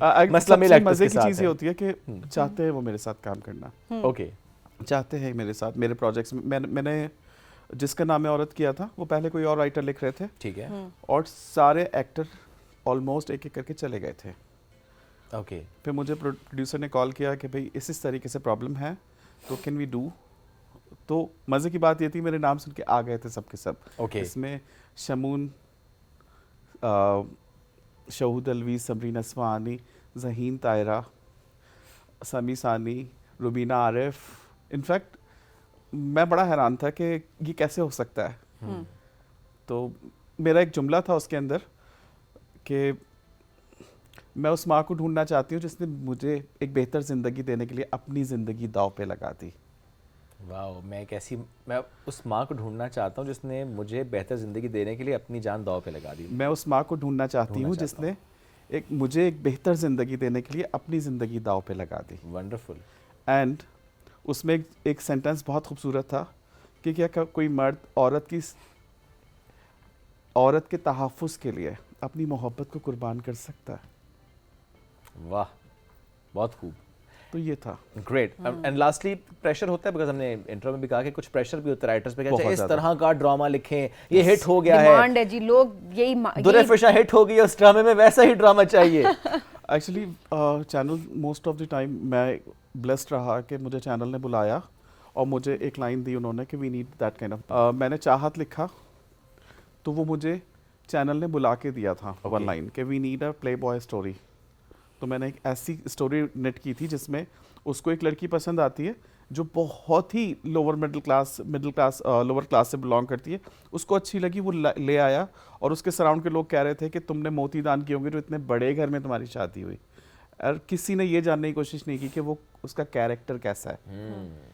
ठीक है, तो वो उस घर में सिर्फ एक गोल्ड केज में थी और कुछ नहीं था उसके साथ पास। तो ये लाइन उन्होंने मुझे सिर्फ ये दी थी, मुझे प्ले बॉय पे चाहिए। ओके, फिर इस पे आपने पूरा नेट किया। पूरा लिखा। सही। ठीक है। But that was not a pressure, I think, क्योंकि शायद आप खुद लिखना भी चाह रहे होंगे। आई थिंक इस तरह से नए नए आइडियाज भी तो आ रहे होते हैं ना, कि ठीक है कोई आइडिया दे रहा है कि आप इस तरह की स्टोरी, ये तो आइडिया ना अदरवाइज होता है ना, वो ड्रामा कहते हैं, वो ड्रामा हिट हुआ जी वैसा लिख दें। मुझसे कॉपी नहीं होती, होनी भी नहीं चाहिए और करनी भी अभी नहीं भी चाहिए। नहीं होती मुझसे। आप कुछ नया, क्योंकि मैंने फिल्म में डिग्री ली थी। राइट। मैंने फिल्म में मैं पढ़ के आया था इस तरफ ना, तो मैंने फिल्म में डिग्री ली। मैंने एज एन असिस्टेंट डायरेक्टर भी काफ़ी काम किया। मुझे कमर्शियल्स बनाने थे। और यही होता है कि एक राइटर को अगर आप एक खुली छूट देते हैं ना कि उसने कुछ चीज क्रिएट करनी है, तो उसकी क्रिएटिविटी जो है वो सामने आती है। जी फैज़ल साहब नहीं, बहुत ऐसा शुक्रिया। कुछ भी नहीं होता। नहीं होता, क्रिएटिविटी जी नहीं नहीं। आती। अच्छा, देखिए है प्याज आपको है। डेफिनेटली एक प्रोड्यूसर के बजट्स को देखते हुए रखना होता है सब कुछ भाई। स्टोरी का क्या ताल्लुक है? क्रिएटिविटी नहीं आती। क्यों नहीं है? लिखने का है, मैं स्टोरी में आइडिया कंसीव करने की बात कर रही हूँ। मैम Then आइडिया obviously भी writing- उन्हीं के बजट के हिसाब से सोचना पड़ता है। हम इतने बाउंड्रीज के अंदर होते हैं। Okay. Yes, we need a Okay. 3 to 4 characters story. We need only for one family story. Okay, नहीं, वो यही बात हम कर रहे हैं ना कि अगर खुली छूट दी जाए तो क्रिएटिविटी आएगी, वरना ज़ाहिर नहीं आएगी। वरना यहाँ बंद कहाँ गए ना आप। या खुली क्या- छूट कहाँ है?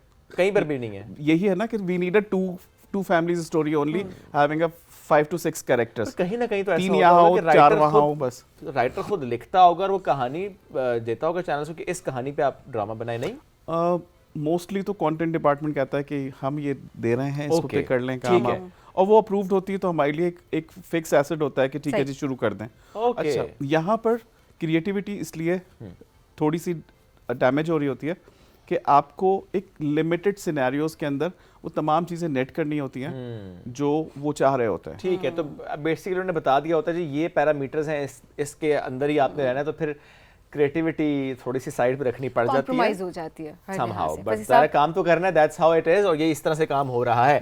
Sir thank you very much, जरा वक्त Thank you very मुख्तसर था, much, but thank you आपने मुझे very much। बुलाया। सर बहुत शुक्रिया आने के लिए, जज़ाकल्लाह। नाज़रीन, हम आपसे लेंगे इजाजत, दोबारा मुलाकात करेंगे कल। बहुत सा ख्याल रखें, दुआ में याद रखें, अपना फीडबैक आज के शो से मुतालिक जरूर दीजिएगा। अल्लाह हाफ़िज़।